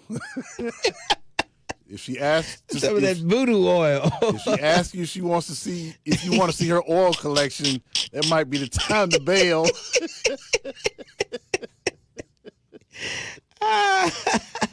Oh boy. Where is it? Where's come way back in here, deep down there. Oh boy. Ravenwood better be strapped. Oh boy. Unbelievable. Now, I was just going to call. Oh. Can y'all chill? It's a long way from Freaky Deaky Friday. Oh, boy. Are you coming up to the Pike too, Tierra? Are you coming up there Friday, Tierra, with your girl, Jerica?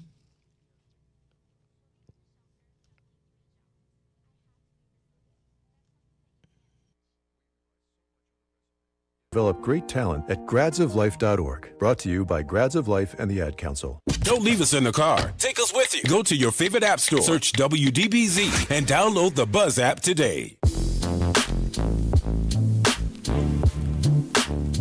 1230 WDBZ, the Buzz of Cincinnati, your talk station. She did kind of sound like a New Orleans type, you know, with those voodoo oils. I don't know. We'll see. Let's go to Loud Voice Joyce. How are you? Hey, Lincoln, how are you doing? Just to answer Ponytail Wells, he lies as usual. Let's see. Federal law has always required and barred individuals without legal status from obtaining commercial driver's licenses. Mm-hmm. While states manage licenses, the Federal Motor Carrier Safety Administration mandates legal presence for CDL holders. Recently, this enforcement has been significantly tightened as of March 2026 rule, but that's just restricting people who are on, like the Haitians had a work permit, mm-hmm. Or you had some type of legal status that you're trying to get into the United States. That's what all is, and it hasn't, it's the Delilah Act. It has not been even passed all the way through the House, okay? So again, Curtis is acting like Orange Jacket has done so much. We already had that, but he's going to prohibit Haitians, Africans, and anyone else who already have a permit to work. If it's not a legal status, then he'll throw them out. So don't act like he's doing so much. Okay, that's so good. He can never do anything I good. know. He had a wrestling match on the White House lawn yesterday. How did it turn out? Right. It was, I tell you, it just lowered the standard of what the White House is. You know what I mean? Of course it did. And President Obama couldn't even have a double dutch match between young girls on that White House lawn or something, because then they would cry about how ghetto that was. Mm-hmm. Curtis, well, stop trying to call here and tell us what that man is doing, because that man, as we have seen, has torn up the government. He had his name. Curtis, why don't you tell us what you think about him having his name on the Kennedy Center. And they removed that already. It's gone. It's gone. But what would Curtis Wells say about that? He needed his name on the Kennedy Center. See, Curtis says a lot of things, but when it's something to really talk about, that he should wonder why this man is doing it, he doesn't talk about those things. Right. He tries to inject or interject something that is really already going on, but this man is trying to take it further, and that will stop a lot of people, not just Mexicans. It will stop Haitians, Africans, and a lot of other people. Curtis Wells, stop calling up here with your gaslighting because it's not any good. And the last thing, Lincoln, there's a little scam going around where the people steal your license little sticker off of your car. And then, I don't know, yeah, there you go. And someone stole mine, and the police came around and gave me a ticket for $65. Are you and kidding they know me? I had a, please? And you sure it didn't fall off? Somebody actually peeled no, it off? No, it can't fall off. No, Lincoln, it couldn't fall off. Somebody took it off. Now, that could have been a vandal, somebody hater. You know, I'm not really sure. Man. But it was off. And so now what do you have to do? What do you have to do okay, now? I had to go get another one. But I told him, I hope I'm not paying the original price. I paid $9 to get another sticker. But what if this keeps happening and poor people have to keep paying $9? And then I have to register. I had to register that ticket online, or you could go to court to fight that ticket for. It was $65 when they already know I had a valid sticker. Right. Now you know I have a valid sticker. Why are you giving me that tax? They could just Wouldn't run you it. give me a warning? Yeah. Wouldn't you say your sticker is not Now on? Go check it out. they pulled you over. You were driving somewhere and they gave you a ticket. No, they didn't pull me over. They didn't pull me over. My car was parked somewhere, and then they put that citation on my car. Okay. Yeah, it But seemed like they would have. Was it the city people or was it an actual cop It was that the gave? city. It was the city it was the people. meter city people. citation. Okay. Yeah, and the meter people know that you have a valid license. I don't know if they run the license plate with those little computers they have in their hand. I don't know if they run the plate. You need to ask the mayor why they aren't. Why are they charging people who have already valid licenses this? Because it could be a scam. It could be people who are doing vandalism, and we can't keep paying $9. So ask the mayor about it. I'll call back again when I know he's going to be on. Thanks, Lincoln. All right, thanks for your call. Unbelievable. Stealing your your little number, the little green. I don't know what they change colors all the time. I think they're green now. I'm not sure. But that's crazy. That way they don't have to renew. But normally they're going to run your plates anyway, even if you have the correct sticker. If they're going to run your plates, they're going to run your plates. And now you go through these little towns like Blue Ash, Montgomery, and places like that. They run your plates. And if they come back that the plate is stolen or whatever, they pull you over. But I don't know. That's a crazy scam. Larry, how you doing? All right, Mr. Ware, how you doing? All right, what's on your mind? And it's got to be quick because I'm almost out of time. What's up? Yeah, you should let me call back tomorrow. Is it going to take that long? Okay, call me back tomorrow. No, it ain't going to take long, but I'll just call you back tomorrow. Okay, I'll give you a free pass to call me tomorrow, Larry. You're a great guy, Mr. Ware. All right, call me back. All right, Larry will call back tomorrow because what he's got to say might take longer than 45 seconds that I have left. All right. So that's going to wrap it up for me. And I will see you tomorrow morning, 10 a.m., right here on 1230, The Buzz.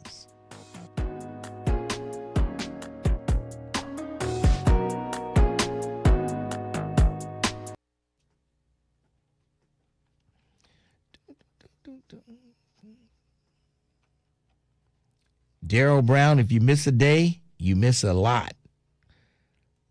You missed a lot, let me tell you. We had Chin Ndukwe on, talk about all his projects that are going on. And anytime a black man making a little money, people coming at him, you know that. Anytime a black man makes money in this town, black folks come at him and white folks. You know? Yes. Black folks really come at you. Curtis Wells.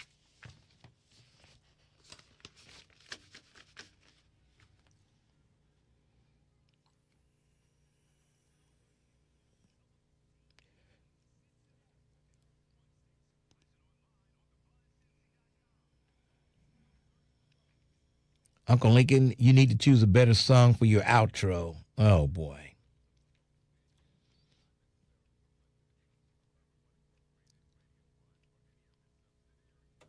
I chose the song for the outro.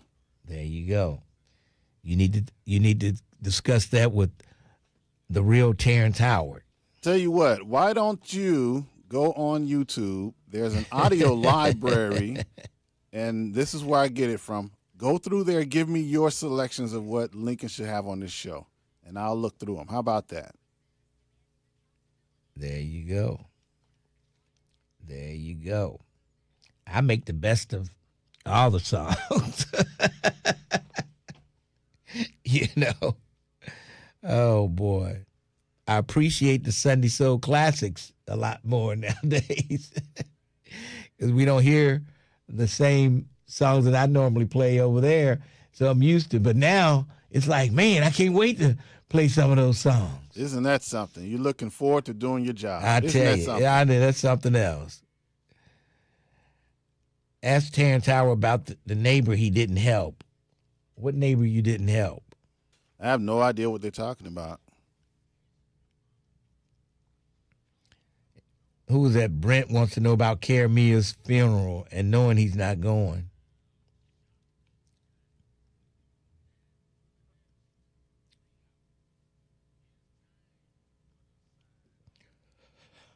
Oh, boy.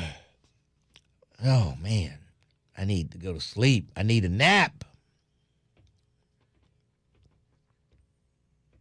Need a nap.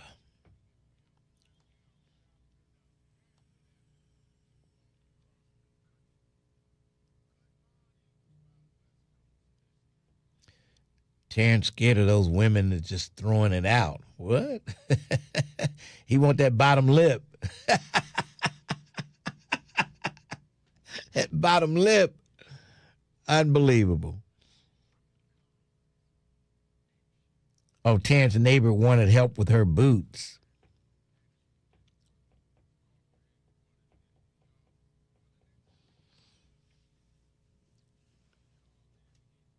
Nobody wants to hear about that boring story. What happened? I didn't hear that, did I? Oh, don't worry about it. It's too boring. Oh, boy. You're already sleepy enough. I don't want you to crash right over there in that chair. Because your neighbor wants you to help her put her boots on? Is that what it was? No. Okay. Oh, boy.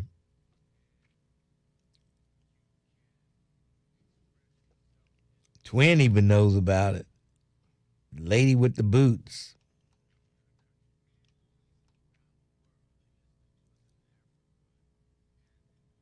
Auntie Janice, if it's live streamed, I can. I would think folks there in Cincinnati, and especially Lincoln, would want to communicate that to the community instead of talking about Elias gizzard meat. What are you talking about, Brent Beard? We could talk about gizzard meat and everything else, too. Jeez. Terrence and Ashley Kirkland would make a great dynamic duo. Okay. Scott hooking you up with Ashley Kirkland.